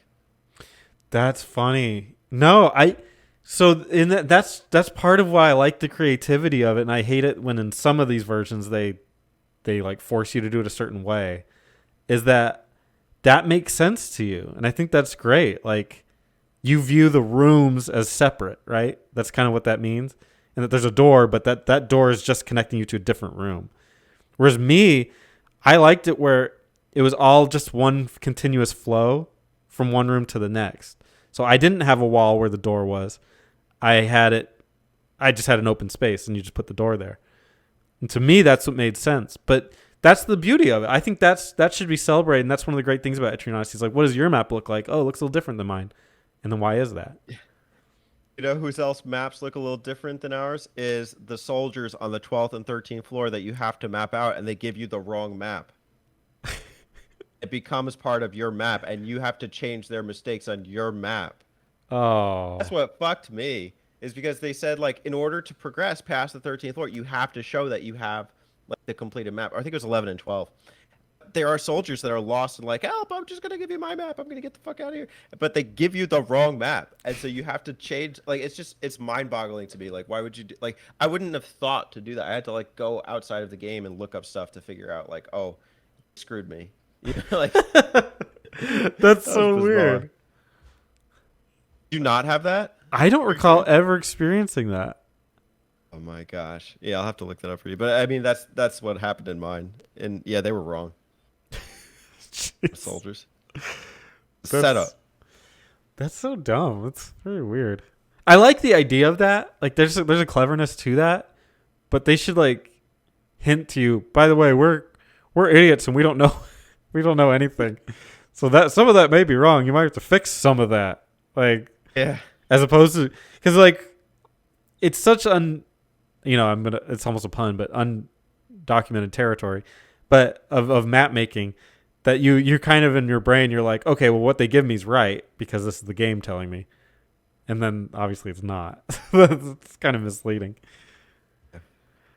I'm glad Um, they changed it in the 3DS version. yeah, I guess I'm trying to remember. I remember certain things like that, but I'm sure it was just like find this location on the map or something. I don't. Do you have any standout floors that like you really liked? I I like the fifth stratum. I always like the first one because it's simple and it's just very calming to map. But I like the fifth one because I like when you're forced to go. You don't see this a lot in this series where you have to go up and down on different floors where one floor isn't complete until you like immediately. You have to just go up and down, down, down, down, up, up to get eventually all five complete. I like that idea. It makes it more of like a Metroidvania style that I think this series needs more of. How about you? Oh my gosh, that fifth stratum was windy as all hell. That kind of bothered me. And sometimes you go down a wrong corridor, you come back out, and then suddenly an FOE just came out of the wall and is chasing you. Mm. So that was like the thrill of the adventure for sure. I liked when it was doing interesting things like the lotus flowers that you take to float across the ponds. And it'd be like, well, oh, I'm going to end up halfway down here, or maybe I'll end up back on this island. I didn't exactly like the like on the fourth stratum where it'd be like you go into the wall and you'd come out on another side of the wall, but then you couldn't go back in that original way. Especially because my map didn't have directional arrows. Oh, it didn't? No, but you could do the note, but it's like I'm not checking my notes, because you have to click on the icon on the map. I'm like, at what point am I going to do that? So that was a pain in the ass. Okay, real quick. Yeah. The notes were handled differently in the 3DS. Uh, If you walked in front of that square, it would tell you what the note was. oh no, it does that there too. Oh, okay, okay. Just maybe I just didn't use it right because I remember seeing that. Um, but you would have to have an icon on your map to put the note there. I kept trying to drag the note to random things and like wasn't like to just random panels and it wasn't working. Hmm. And other floors that I liked, I did like the fourth stratum with the moving sandbars. Do you have that like where it'd be like little streams of sand and you'd have to follow them around the map? Yeah, that first floor, I didn't like it. It was like nothing but that. I Yeah. I was not as big of a fan of that one. Um, but teach their own. I do think that like I mean really the only most creative floors are going to be the third, fourth, and fifth stratums, and so like the first two are kind of generic standard. Not bad. It's good. They get you Second into the one, hang of it. second one had all those like poison floors that I'm not into. I didn't have a different color texture to put on the map. You only have like green or Blue. I green only or have blue. blue. Yeah. I couldn't even like I knew that it was gonna be on that floor and I just accounted for it, but it sucked. It's like because it doesn't make sense to just call this normal floor. Yeah, We're gonna put notes on each of them. It says poison, poison, poison. Like, no. that sucks. Well, So I mean, really, the 3DS version is probably the best way to play this, but no, I dealt with it. yeah. All right. And the only other thing in this game, Oh, you have to talk about the town. yeah, is the town. Yeah. And we can just start at the top. I literally just looked at my thing and went down. So the Rooster Inn. Still do. You sleep there. You can bring people back to life there, and To the lad. talk to the lad. What was your Save there. Save there. guild name? Hellfire. Always Hellfire. It was Bandits. That's pretty cool. Hellfire too. Hellfire is when I was in high school. I was on the football team for 1 year, and my coach called me Hellfire because I was really fast. Because it's like my last name. Okay. He was not creative. Next was Shaleka's Goods, which they sold Real you. good. Sold you. You could sell all your crap after a hard day's work, and they would. I called her Shilika. Shileka. I guess I like Shaleka sounds exciting. Shaleka. Shaleka. Shaleka these goods. Yeah.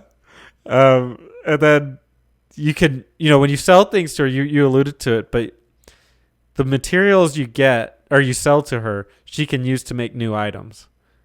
And they could be items, they could be weapons, defensive attachments. It always made armor, accessories, or items. it always made coming back from a new map super exciting. So you're like, what are we gonna get out of this haul? Yeah, for sure. Well, unless you've gotten that same item like a dozen, 100 times, and there wasn't a great way to like really farm for like a lot of gold here, I guess. That was hard for Yeah. like some of the more expensive stuff. But I always did like upgrading armor and getting to new stratums to be able to experience that and like see how I could buff up my team. Never did figure out how to make a Amrita 2. Could only make Amrita 1, so like for TP, like I was just screwed. But I just came back to town a lot. Yeah, my medic and the alchemist had that TP restore skill. My survivalist did not. Their skill was like if you dodge, you can gain some, but it's like I'm never gonna use that, so whatever. Yeah. So she was always out of mana, like out of TP, just permanently almost.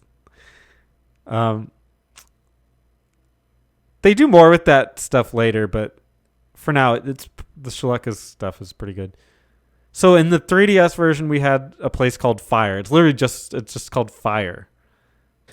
It does not fit in with all the other names here. No, not at all. It's very poorly named. And what it serves two purposes. The first purpose is it gives you something to drink, and that will give you a buff. So I had one that gave you a buff that restored TP and health after every battle. It was not noticeable. I forgot that it was even there, but that's the only semi-useful one, so I kept using that. But I did not notice this at all. But the more important one that Fire did was the Grimoires. It's where an enemy can drop a grimoire of its skills, and you can attach that to one of your characters, and then they gain those skills. This is really poorly done in this game. The skills it's nice to have them, and the only one I specifically benefited a lot from was the medic, because I was able to give it hex skills. So it could use, at the beginning of every fight, if it was like a boss fight or an FOE fight, I would use the one that reduces their magical resistance. Okay. And it did magical and physical resistance reduction. So that was cool. I like that. But otherwise, the other ones were not particularly impressive. And you can't change them. You can fuse them, which I never quite understood. I never really understood that one. But it would be nice. But in general, the Grimoires you get are just limited. Like there's capped at how upgraded the skills are and how many points there are and how many skills there are. And that's it. Like you can just attach it, and I didn't find a ton of use out of it. Maybe just the Grimoires I got were not great. And I don't know. I read that it gets better on the second one, the Untold 2. Seems just like an added mechanic to understand. And I mean, not that there's that much in the standard game to understand, but that one seems especially complicated. And it's like I don't know if I really would have like wanted to get that deep into it either. Maybe enough just to get one of the guys like some skills, but like I'm already putting my time into map making and grinding and but like picking skills for my team member and selling items and buying armor and weapons. Why do I need Grimoires? I don't know. And also like there is the thrill of the original like standard challenge anyway. If I have too many boons on that, then maybe I'll start to feel like it was less earned. I with the Grimoires, I wouldn't say that. They just are mostly useless. But I was super excited when I found out they were in there because it reminded me of SMT, where you can like fuse get some other demons' abilities. Unfortunately, it wasn't nearly as fleshed out as that, and it was pretty static. Grimoires in SMT5 have a different meaning, and I think I would prefer those ones. That's true. I didn't think about that. Yeah, that would have been cool. These ones are kind of a letdown. Hopefully they improve on the second. I would have loved some items to just do an instant level buff. Oh my gosh. Yeah. That would be rewarding. Even if that's like a quest item or something, like yeah, that would have been cool. Next up, we've got the Golden Deer Pub. This is where you take on side quests and talk to the locals. The deer? And the deer, yeah. Do one and the same? This is a cool area. This reminded me of classic D&D, where you can just get quests at the pub. And I like that you can talk to people that are the patrons of the pub. Some of them were just there to give you guidance or tell you about things, and others were actually relevant to the quests. Wow, you had multiple patrons. I only had Shilika. If I did a quest, sometimes she might say like, "Oh, there's a boy that wants this," or a lady that wants a necklace, but she'd be your liaison. You weren't able to speak to people? No. Oh, I thought that was a constant.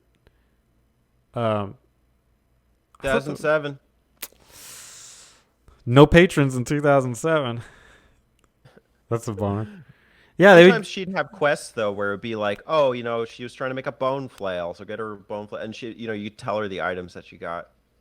Yeah, I mean, she was always your liaison, but sometimes she would say, if you need more info, talk to the one-legged guy at the bar, and then that's when you could go talk to them. Ah, I know what you're talking about, like, because I've played the 3DS versions like in spades, and I've seen that, but it's not in the original DS version. that's crazy. I meant with the Chilica thing with talking. Yeah, it was always weird. It was just weird talk, like the talk feature. Like I could even boot it up right now. I'm in the town. They just don't But have yeah. it. This is crazy. The things that you think are just like standard with the series. Okay. I don't know if you can see this. It's like Oh yeah, accept quest, report results, talk, leave, and then I'll go to talk. it's just a her. Hey, how are things? Oh, worthless. Yeah. That's Also, wild. the characters say the same freaking dialogue throughout the entire game, and that's a offensive thing in a minute or two. But I'll come back to that. Next up is the Explorers Guild. This is where you initially hire your classes and then you can hire more later. Up to 30, I think you said. Not much else there. Is there more? Yeah. Is there anything else they do? No. Oh, you can set your formation. You can retire them. We didn't really talk about formations, but I don't know like if this is the right time to. But some characters benefit from being on the front line versus the back line, so you can set them up that way. Sometimes you might have a quest where it's like send one character in, so like I would do that and then confirm it.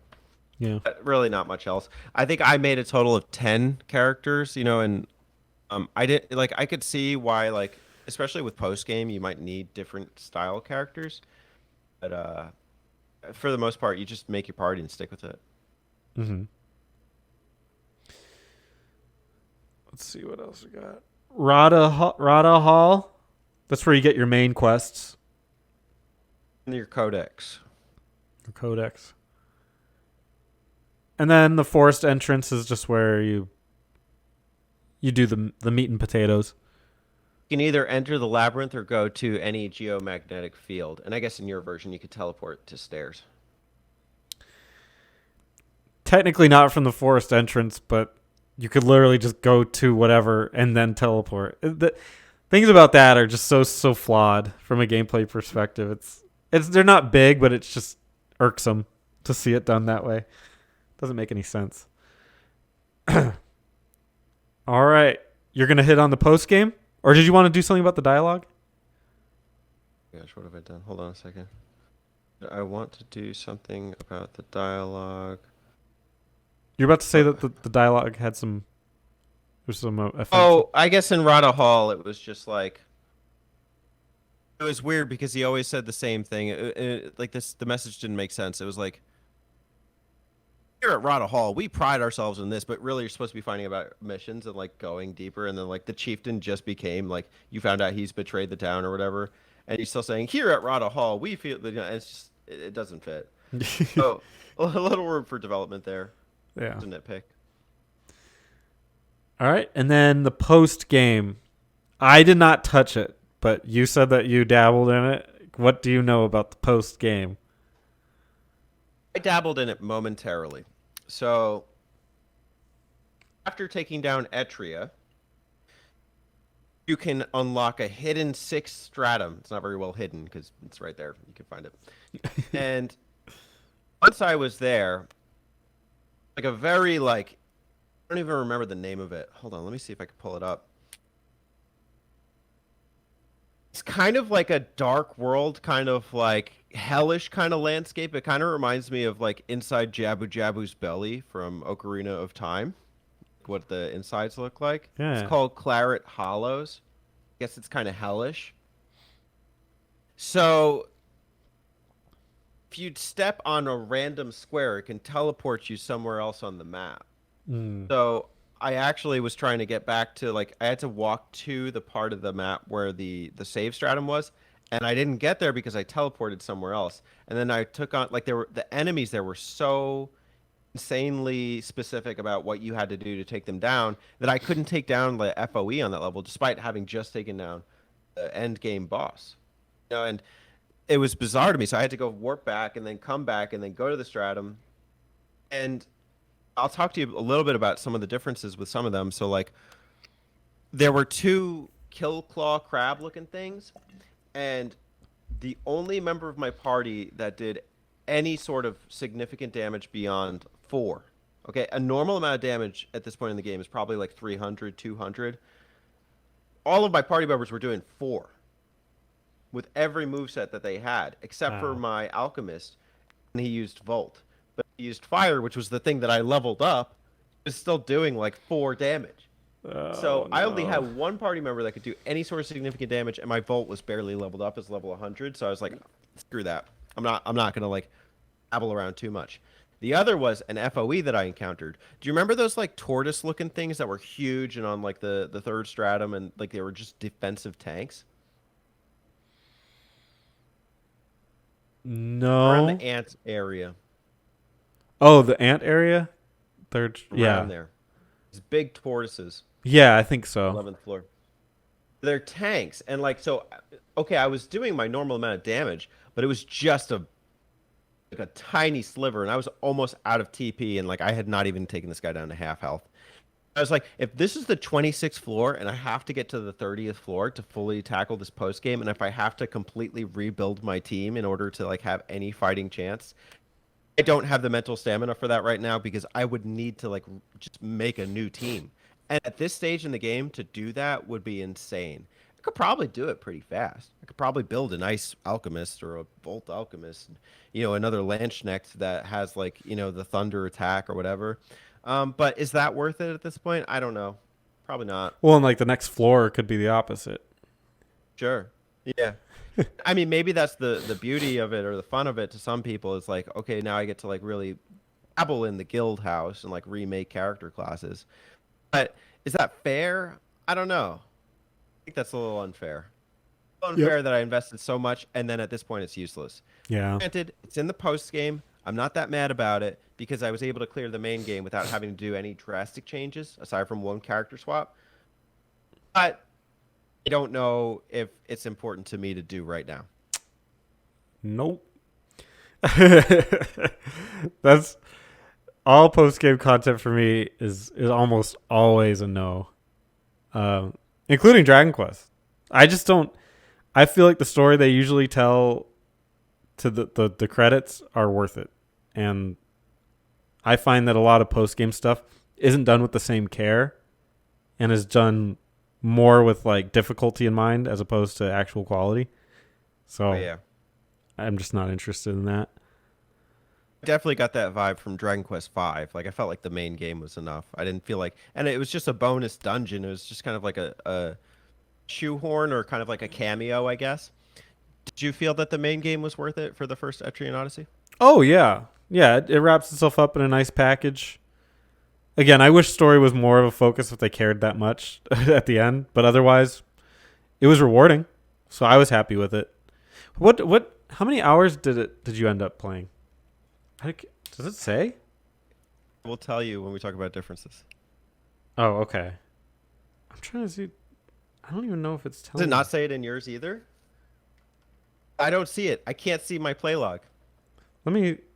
If I reset it, maybe it'll tell me. Because it Okay. doesn't tell me anything when. Oh wait. You're right. Let's go to the play. Let's save it, and see if it tells me. Oh no, it doesn't say anything.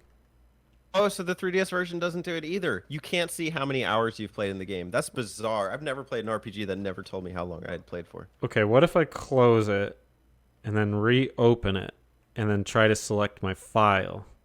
Mine is new game, load game, or options. That's it. Oh, so there's only one game you can load? Yeah.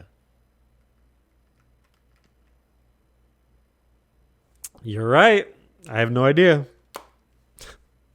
There is a workaround. The 3DS allows you to, like, there's an app or something that you can get for not much longer that, like, tells you your play log of stuff.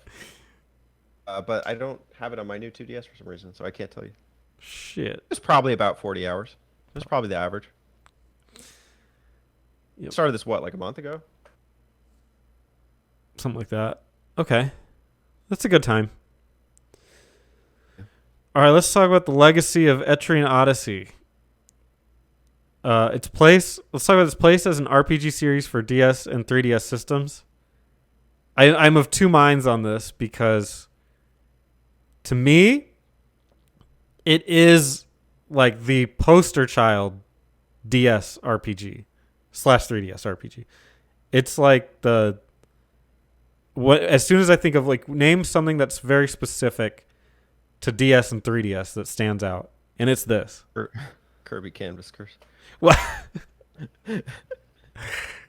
I mean more for RPGs, but I guess Kirby Canvas Curse is Yeah, as well. exactly. If you're talking about RPGs, then what? Mario and Luigi, Bowser's Inside Story. But even those, like, they don't really take advantage of the stylus as much as I think this one does. Yeah, and that one is just gimmick. Get central, you know. Mm-hmm. Oh yeah. Go into Bowser's tummy. A tummy rubber. You know, like yeah. At what point is it even like a really an RPG? You Oh know? yeah. It's not your traditional RPG. That's for sure. So in my head, I think this it kind of makes me sad that I think this is the quintessential RPG for the DS and 3DS because I want the series to keep going. And I just don't know that it fits outside of that. How about you? Where is this as for the DS and 3DS systems? So I hate that it's a novelty system and it never became like the big thing. Mm-hmm. If I'm to tell you the big RPGs on DS, I could name a handful. I could name Dragon Quest, Chrono Trigger, Radiant Historia, you know, Final Fantasy, and that's just DS.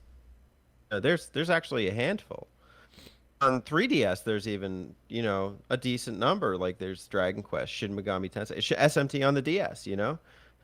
There is quite a decent bit. There's Mystery Dungeon games, you know, and it's a shame it gets kind of clouded by some of the other games, but I get that if it's a game that like doesn't have like that same kind of character or story appeal, it's never going to be like the hype game or the one that you know people are super wowed by. And so it's I hate to call it, but kind of a hidden gem of a series, even though there's a ton of them, you know? I think that's a good way to describe it. I really do. That those who know, and those who don't and write it off, never. You know, they won't care. Yeah.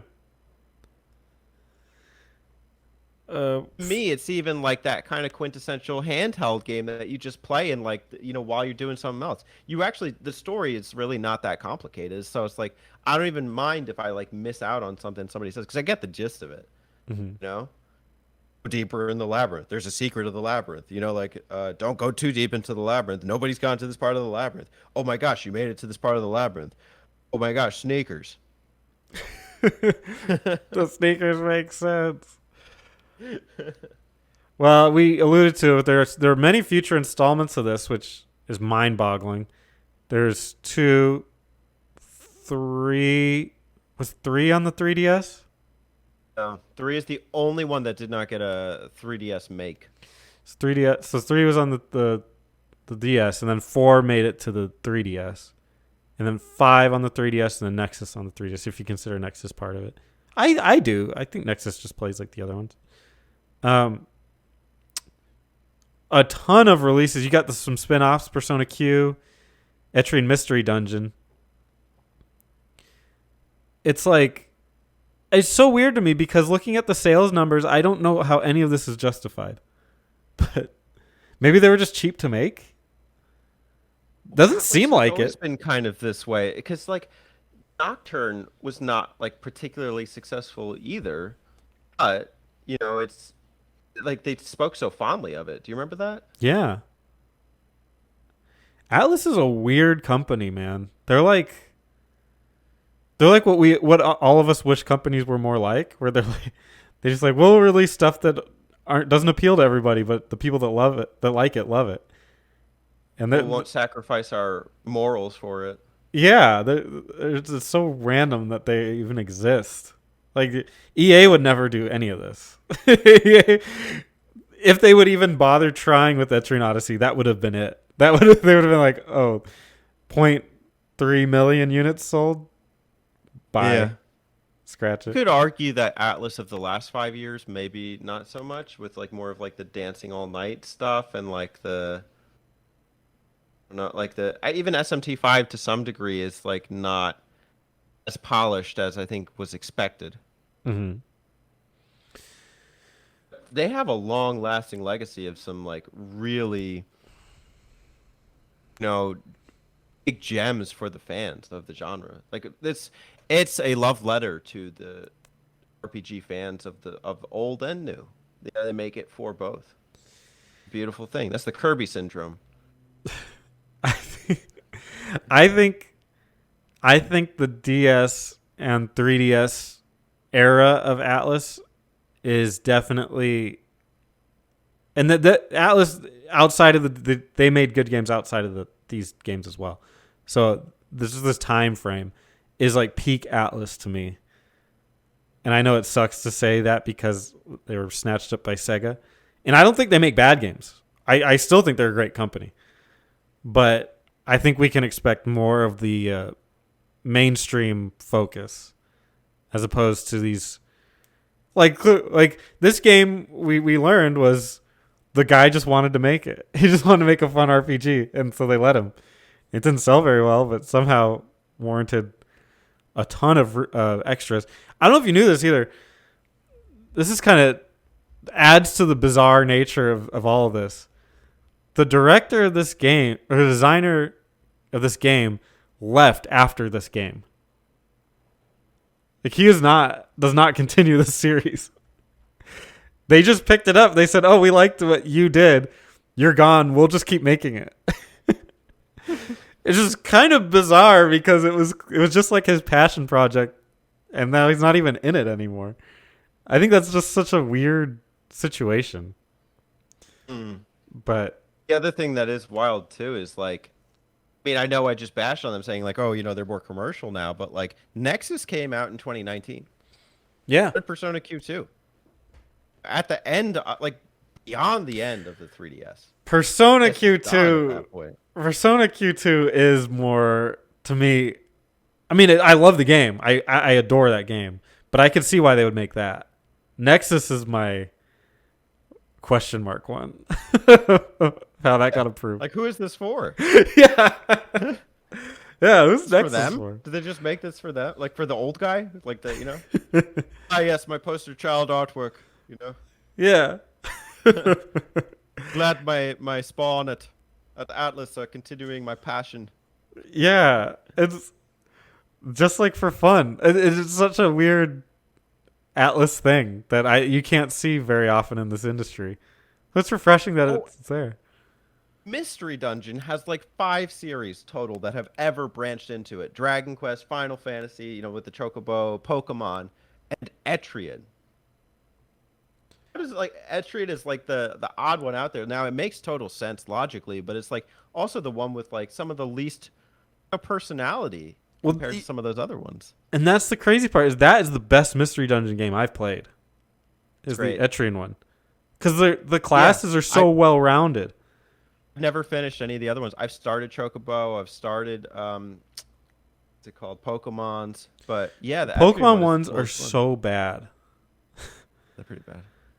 Like, I would be willing to try one of the newer ones to see if they're polished or what they're like.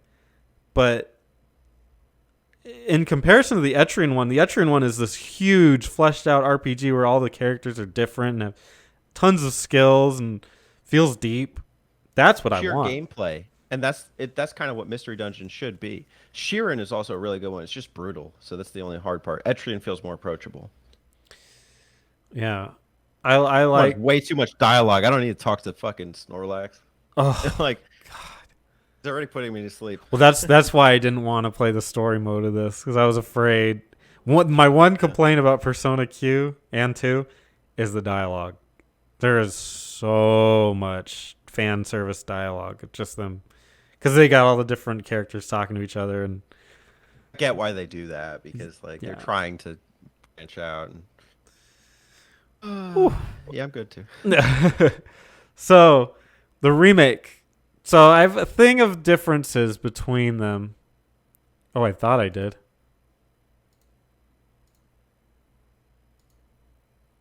Uh-oh. Okay, well, we're doing a live Google search right now. I can tell you a few offhand. I yeah, I mean I can't find anything like solid, but I have some Reddit posts, so deal with that as you want. Your And map looked different. the maps are different. Now, I'm just gonna show you mine. Tell me like what you see and like how it compares to yours, if you can even see it. so you're on B21F? Oh, you're talking about the tools? Yeah. So your tools are they're pretty limited. It shows you like event, yeah. Mine has 2 pages of tools. And I wish mine isn't going to show up. I guess it sort of does if I keep it to a distance. But it has this and then there's another page. So You have directional arrows, haphazards, and I think individual names for your resources. I only get resource spot. oh, okay. Yeah, so there's a lot of quality of life they added to the mapping, which is nice. But it's not, I wouldn't necessarily call that super big. It's just, like I said, quality of life. It makes it nicer. But yeah, it's not game breaking in this one. It's just an inconvenience. Yeah. I'd love to know like this is a water patch or like that, or like a poison patch. Easily the biggest difference is the story mode. It has an optional story mode with some new classes in it. So that's cool. It has a new side dungeon. I don't know what that is. But we're obviously not big on doing Both that have stuff. post game though. Let's see. Story mode has animated cutscenes, and each character has their own backstory. I'm sure they're all very good. No. No. All the maps got remade. I don't So, know. like they're redesigned. We compared this earlier to like a random floor, and yeah, the flooring layout did look different. Not significantly though. I don't know that any of them would be major. But who knows? Somebody might know more on that. They seem like they're the same thing, just different squares. Did your visuals look different too? Like in terms of like the monsters, did you have more of like an animated 3D look in classic mode? Yeah, it's modeled after 4.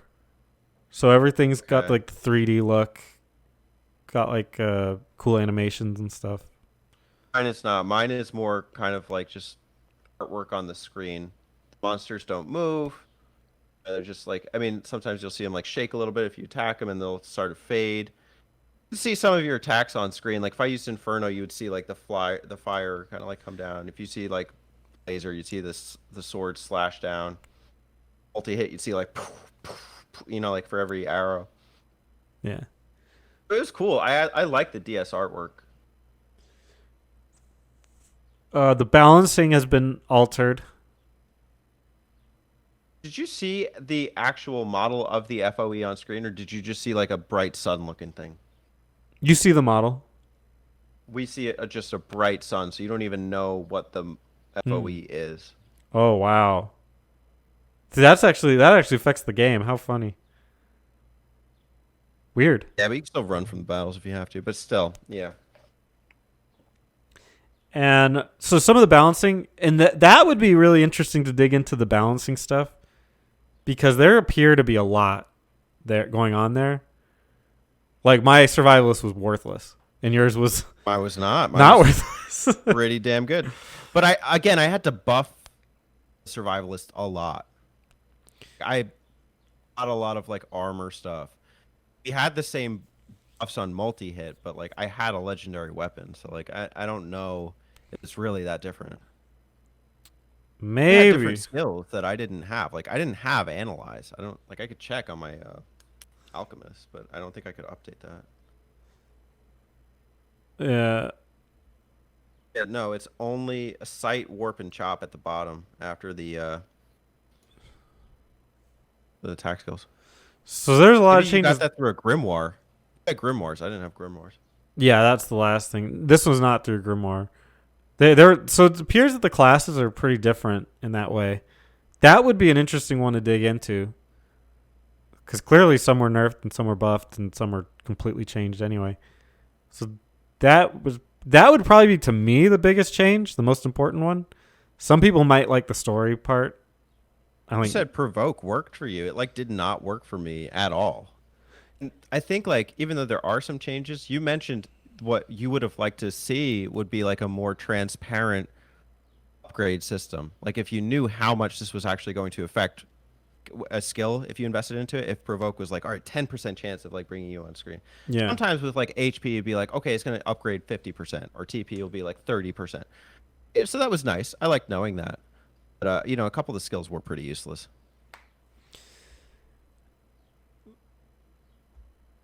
Then Grimoires is the biggest one. But I don't think it was implemented very well in this version. Might be more interesting in the second one. You also have redone music, and you can switch to classic BGM. Yes. But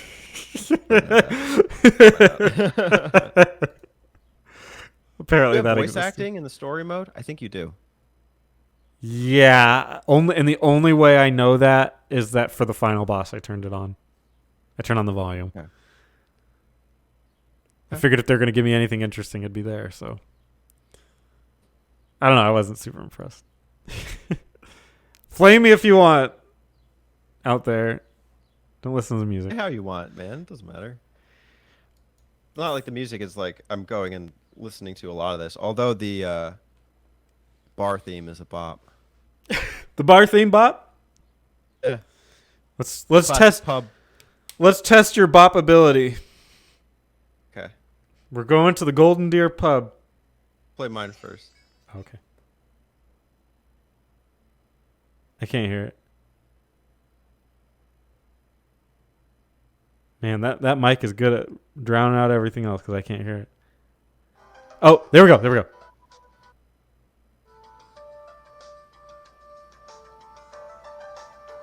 That is pretty good. Yeah. And then maybe Shilika's theme. Let me see. It's the same one. That's why. All right, yours? Shilika's goods.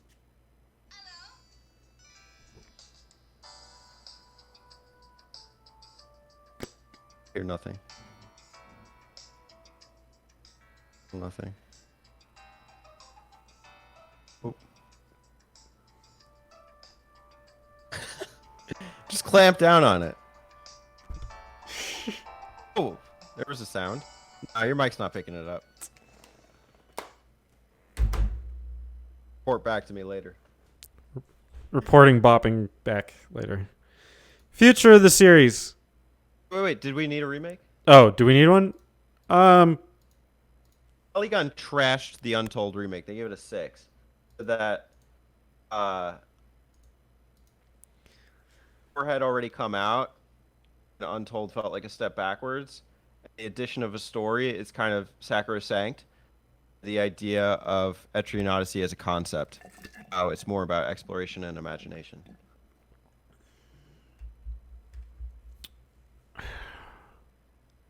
Agree with that, or do you disagree? I disagree. I don't like them saying that a story is sacrosanct, or whatever they said that. I'm paraphrasing, so like, you know, but that's basically their vibe. Here's the thing: this series does not sell well. So, and I used the wrong word. It's not sacrosanct. It's like sacred. Basically, it's like sacrilegious, I guess is what I meant to say. I understand that concept, but I think that's really gatekeeping, and understanding that Atlas would like this series to sell better. I don't think it's a bad thing they included a story, because some people might like a story and they gave you the entire game without it. So I don't see that as a negative. Does it need one? That's a really hard question, because it didn't sell as well as the original, but it was probably cheaper to make because they already had the engine and the game. They just had to combine them. I'm gonna say We don't know yes. if it didn't sell as well because the digital sales may account for some It higher might. sales. I just don't know. That part I can't really. I can only speak to the physical. Do we need one? I'm gonna say yes. I think you should remake these games if you can, so that newer people can play it if they maybe missed it, didn't get the chance. A lot of the RPGs in these eras tend to get expensive, so it's nice to get a re-release on something digital or some way for people to be able to play it now. This series is tough when you talk about do you need a remake, because they don't change that much. Conceptually, they're the same thing. It's hard to say. I would say yes, but there's a lot of caveats. Yeah, I mean, the first one did have a lot of like features that were missing, and although they're not game breaking, it's like, well, if your whole point of the game is to map it out and you don't have directional arrows to tell you which part of the wall to go through, like, Yeah. yeah, I think that's a problem. I shouldn't have to use warp symbols to do that. For the story mode, I just if you have classic mode as an option, then that's great. You don't have to play story mode. Like, I don't think you should judge the game only on the story mode if that's your issue with it. It's a valid position to have, I think. I mean, I get what like Etrian Odyssey is, but I also understand that at the time it was 6 years later, and you could already play the DS version on your 3DS because it's backwards compatible. So at that time, was it needed? No. At this time, is it needed? I think so. We're 10 years after the 3DS version, as crazy as that is to think about, you know? Mm-hmm. And Etrian Odyssey 4 didn't come out yesterday. You know, it came out 10 years ago. And it is nice for people to play, to go back to the origins of the series in an accessible way for the time being, you know, to be able to download it. It's only $20 on the online storefront when it's not on sale. And that's a decent entry point, an entry price. And this game's good. I think foundationally, like even in terms of the classic mode, that story is it's good. Like it's actually well put together. You know, I won't spoil it at this point for those who, you know, haven't listened, you know, or listening to a clip or something. But I think it's just so much. It's a novel experience, and it makes you work for like everything. It makes you work for your team. It makes you work for the story, and it is really a experience and rewarding RPG gameplay on several fronts, and that's rare, you know. Now the question that scares me: the future of this series. What is it? Yeah, is it possible? And this may be a question we revisit. Like, I think this is a question worth exploring at the beginning of like the archive of the Etrian series, and maybe at the end as well. Um, Based on this first game, is it possible that Etrian Odyssey could exist on like the Switch or something? Because you're not gonna put a stylus on there. You're not gonna use your finger to draw. And I'm definitely not using motion controls. Uh, I want to say yes, but maybe not as Etrian Odyssey. Hmm. Maybe it's a new series. I think we should really play the Dark Spire. I think that would put things in perspective. Because that game is basically Etrian Odyssey without map making and even more kind of classic, old school um, dungeon crawler RPG. Okay. Dark Spire. Yeah, it's I think they could make it on PC, and that would be freaking cool. Because they could go full 3D, like high res stuff. You know, to the limit that they might do it for Etrian You Odyssey. could use your mouse too to draw the map or draw the walls. Yeah, you could use the mouse, which would work. I just feel like, and this might be kind of a dick thing to say, but I feel like Etrian Odyssey belongs in consoles, belongs in the hands of gamers, as opposed to like once you put it out into the world of PC. It's, I don't know if that's the audience, bless you, but that if it means I don't get it, I'd rather just get it. But I don't. I see it. I see kind of like how you're saying on the Switch. It's possible. It's not going to be Etrian Odyssey though. It would have to be. I mean, they could just literally take out the map making and keep the characters and stuff, and now you just have a traditional dungeon crawler. And there's nothing wrong with that, but I think it wouldn't really be called Etrian Odyssey at that point. Because they have that. There's those games, The Stranger's Sword Paradise, and that one with the witch. It's a weird one, but I can't remember the name. Witch Knight or something. I don't know. Maybe not. I think that's action game. But they also have Phantasy Star. I get Phantasy Star vibes sometimes with the dungeons. Mm-hmm. Yeah. So I mean, and they're doing what's Atlas doing right now? Soul Hackers 2. I mean, there's they can do it without the map making. It's just, to me, the map making is so vital to the series. I don't see how you do it without that. I think I would play Etrian Odyssey on Steam. I would play it on PC. Just to try it. Yeah. I don't see that hurting them, like, if it means keeping the series alive. I mean, and in some ways, I think it would make it better because your audience is freaking huge. Drag and drop like symbols from the map to the screen. Yeah, it could be cool. Yeah. Touch it up. You could have people make their own maps, like make their own levels on the Stratums. Just share them. Level share mode. Yeah. Sure. Times. Let's go. That would be cool. So I think it's possibilities that and Atlas has not shied away from PC as of late, so that's good news too. Except for SMT5. I don't know what they're doing with that, but maybe sometime. So yeah, it's possible, but I generally feel like it's based on the fact that they made Nexus. Maybe it's just over. Or maybe that was it. That was honestly that I don't feel that was that long ago. Like if that came out in 2019 as a passion project on the 3DS, realistically, because like it was like really going to sell. Mm-hmm. Maybe there is a future that they're considering in terms of, just keeping it alive.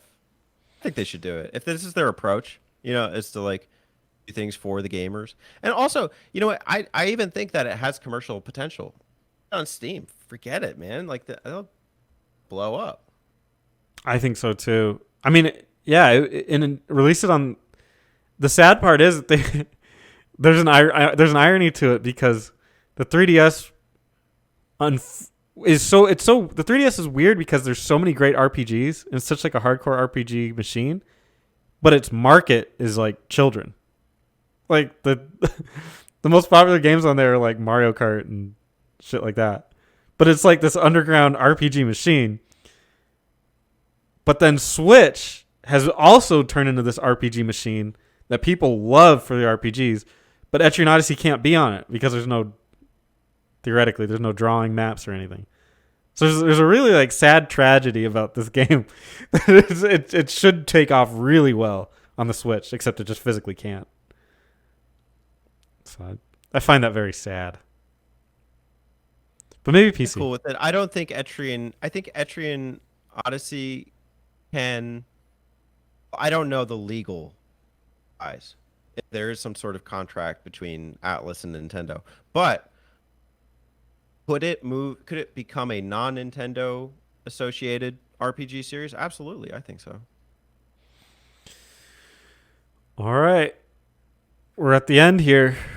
What are your? I got go ahead. Questions too. What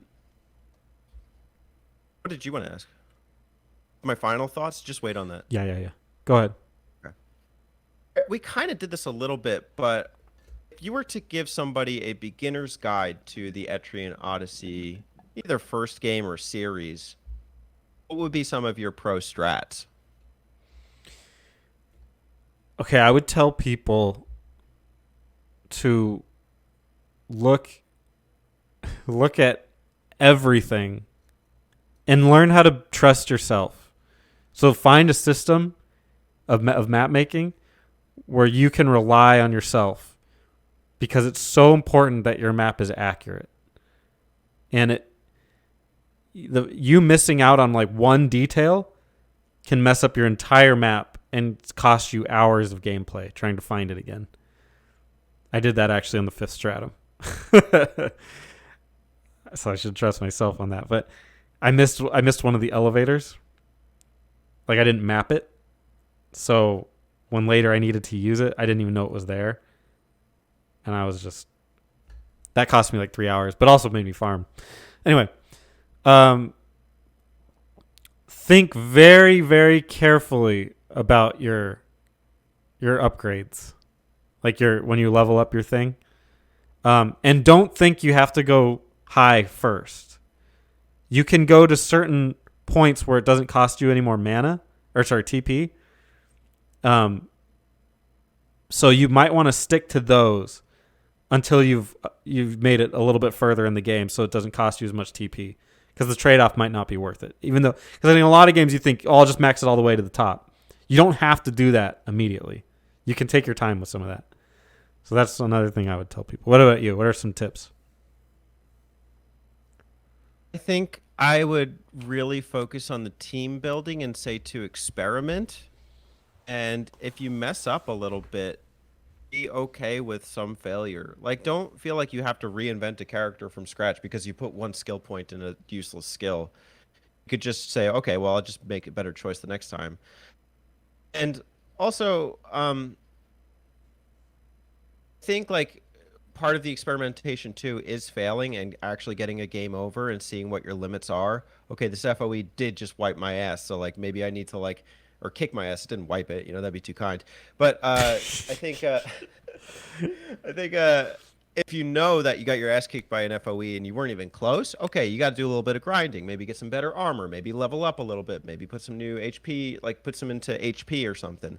I definitely think like buffing your character is important. I think some resource skills are important. Chop, take, mine. You should have at least one in each. So you're at least getting items in. Scavenge is useful because you're getting more items from your enemies. You don't need to max them out, but you do need to get enough to get a good flow of currency coming in, so you can keep bumping up your characters, keep restoring at the end, and things of that nature. With the map making, I think it's really just to take your time because it can get if you allow it to, it will become a burden. But if you really do just kind of chill out a little bit, separate your time. Sometimes more you're focused on map making, sometimes you're more focused on the grinding, and kind of just knowing what you want to do in those times, then the experience will be smoother and more enjoyable. Yeah, those are good tips. Um, I would also add. What was I going to say on that? There's one more thing.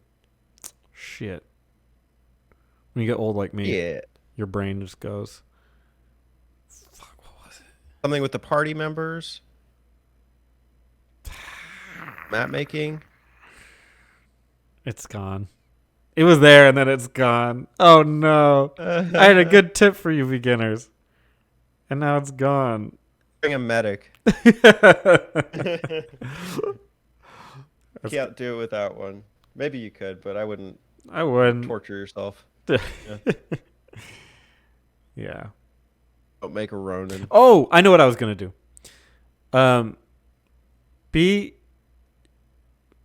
You alluded to it, and I think just to add to it, consider how your skills can help you navigate the dungeons as opposed to just combat. Because sometimes if you can have recovery on the field, it means you don't have to pay for recovery back home. And that is invaluable because money is, especially earlier in the game, like the first half of the game, money is difficult to come by. So if you can have your like revives or your heals on the field that are free, take as much of that as you can because it's super, super beneficial. That's what I would say. Yeah, there are a bunch of little life hacks you can do. Like if you get revive on your medic, then you don't have to revive members back at the town.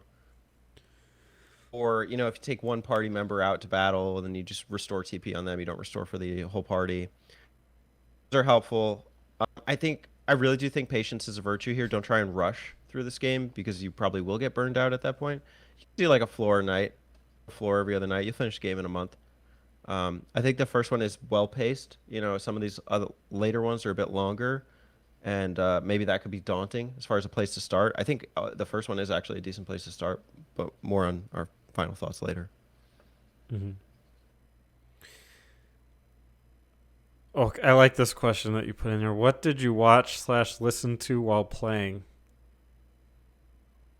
It's no secret that Etrian Odyssey is not heavy on the story. It's more of just a grind and map kind of game. So it's actually, and it's handheld. So it's really easy to be able to like multitask and like play the game and then like, get in a combat sequence, look up, listen to something, and come back down. So how about you? To me, it's the same as most games because I play most games, especially handheld ones, on mute, specifically handheld ones. So, podcasts. When my girlfriend's watching some reality shows, I'm watching them. Uh, I like to listen to things. I'm a real estate guy, so I listen to a lot of real estate related videos on YouTube. Not music. I don't really listen to music much. But how about you? So in addition to some of my more standard kind of like, guess like long form podcasty style stuff, like debates or whatever, or like, hotlines, people calling in for like self help and stuff. It's interesting listening to other people's problems. Feel better about myself. So, Oh, this guy's fucked up. but wow, yeah, that's so depressing. I liked also. I've watched a couple movies while playing the game just on my own, and I watched Donnie Brasco.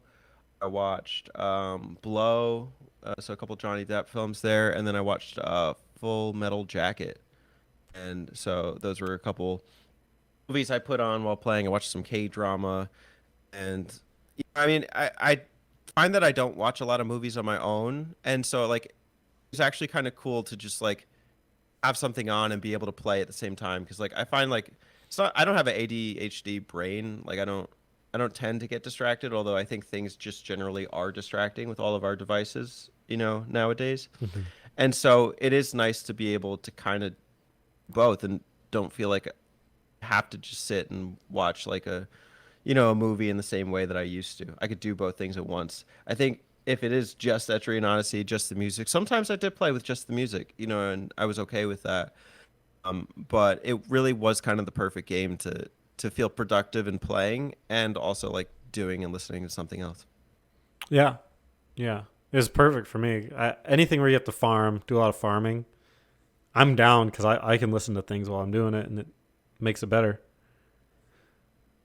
Yeah, we joked about the last stratum, just prepping up for the end boss. I was like, oh yeah, I'm doing a grind fest, so I'll be having some podcasts on tonight. Yeah, I recommend you listen to the button mappers while you play.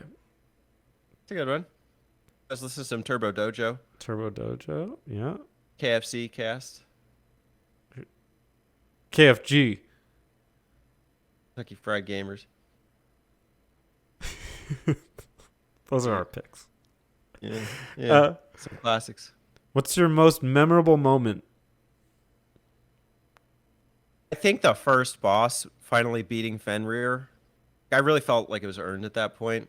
And then also, not long after doing that, I saw a movie in theaters called Northman. Mm. Freaking violent as all hell movie, but pretty freaking badass. That's like the some Viking shit. Like Yeah. it was awesome. Like for like if you're into that sort of Norse thing, but they brought up Fenrir as like a god of the wolves, and the guy's kind of like he's howling and sucking blood and shit, and he's like on a revenge quest. I just thought it was so cool to see some connection between what we were playing and also like some modern Norse movies. Excellent. Oh yeah. Mine was definitely the fifth stratum. Just like, whoa, I did not expect it to take this turn. Entering the world, entering Japan. Yeah. Yeah. I didn't either. I was like, Lost Shinjuku. Oh shit. The walls changed too. Like you could see out the windows, and it's like an old building. There are Yeah. bridges that's like collapse and everything. Very, very cool. That was it for me for sure. We talked about the future of the franchise, so I think we can skip that. So, final thoughts on Etrian Odyssey? So I think the first game is a great entry point to see what the series is all about. I think the DS version is lacking some features, so the 3DS one is probably the best way to play. And then it's really up to you if you feel like you need some added story or not to pick story mode. But I think that does take some of the charm out of it because story mode picks your characters for you, if I understand that correctly. I don't know. Because I I know think pick it's some five of them. classes, and get stuck with those 5 classes. Pardon me. Yeah, I Um, think so. so I would just I think I recommend classic mode on the 3DS because of the upgrades. It still has a lot of the intuitive aspects of the first game without like sacrificing what the original story was. The original story is enough for the type of experience you're getting. But I don't know. I mean, I really liked it. It was simple, sweet, short enough for an RPG. I know it's ironic because we had one of those reviews that said like, "Oh, not for the faint on time" or whatever. But like, honestly, like this wasn't too bad. Well, I didn't expect to do this, but I'm glad you brought up the idea of which one to play because we posted something on Reddit asking the Redditors which one they would do. And we actually got 27 votes. Whoa! And I posted this last night, so that's not bad. I checked like an hour ago and it said two. It said two, and I think they were us. So something happened, and that's great. Um, Great community looks like over here. We have story mode versus classic mode. Which would you play? And we got 15 votes for story mode and 12 for classic. Wow. Let me put that right there at the top. It's interesting. Any comments? Yes. Got a number of comments. R Brim 08 says story first, then classic. I think that's so you can get the two classes. I would guess is why they did that. And Okay. then Mystic Crudnan said, I played story mode because I already played EO1. Of course, I ended up getting 100%, which involved playing classic anyway, and I used custom characters there. Delta E-Girl, whoa, said, I hate the story mode party in the original, but it's also the only way to reach the new content. Honestly, a lose-lose for me. Oh, so it's actually a negative. A-Turf says, story mode for me, the characters are fun. As someone who doesn't really put a lot of thought into headcanon for characters having pre-built personalities isn't an issue. And the classes themselves fit very well into how I play. 1 tank, 1 healer, 2 DPS, 1 flex DPS. Also, I tried classic mode run after finishing the main game story mode, and maybe due to limited class variety or just how I play, it felt kind of boring, samey. Eventually, I'll go back to classic run. And then finally, I'm just a newborn says, in story mode, there is a new original story that plays out throughout the game. It has a pretty set party. It has a set party. Classic mode plays like the original game where there is less of a story and party you choose yourself. She's just explaining it to us. So that's cool. Looks like people are going for the story mode. People do seem to like the story. They were more vocal about it. Although, yeah, lose comment was interesting. I guess it's there for those who want it, and there's a sizable number of people who benefit from that. Maybe they feel like they need that. Maybe they feel like the old one is too antiquated, the kind of like old school kind of RPG. But it's not a lost art. 12 people, still said they would like that. I'm one of them. So, Me too. Yeah. But I also haven't played the story mode, so I don't know. Maybe it's great. Yeah. Maybe. Comment below. Is the story mode great? Sure. I think Etrian Odyssey is a really good game. Obviously, I like the series. The first entry shows a lot of promise, and honestly, it doesn't evolve. It's not like it evolves that much. Like the mechanics are different for the characters, but the concept is essentially the same throughout all of them.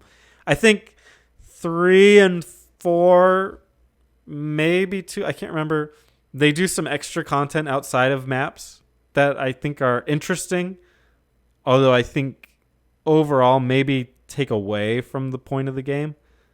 So I like the toned down aspect of 1, and then my favorite is 5. I think 5 and 1 are almost comparable in that way.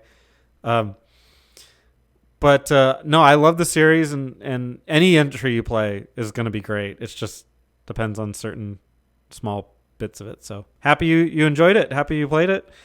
It was kind of surprising. I didn't expect it, but here we are. So it's fun. Oh yeah, we've been initiated. Yeah. Now part of the Secret of the Labyrinth committee club. Yeah. We've uncovered the secret of the labyrinth. Are we secret holders, Reddit? Do we count now? Can you respect us? You wear the secret on your feet. Anyway, thank you so much, Teddy. It's been a pleasure. And I think now we can consider Etrian Odyssey archived. Thanks for watching, everybody. Care.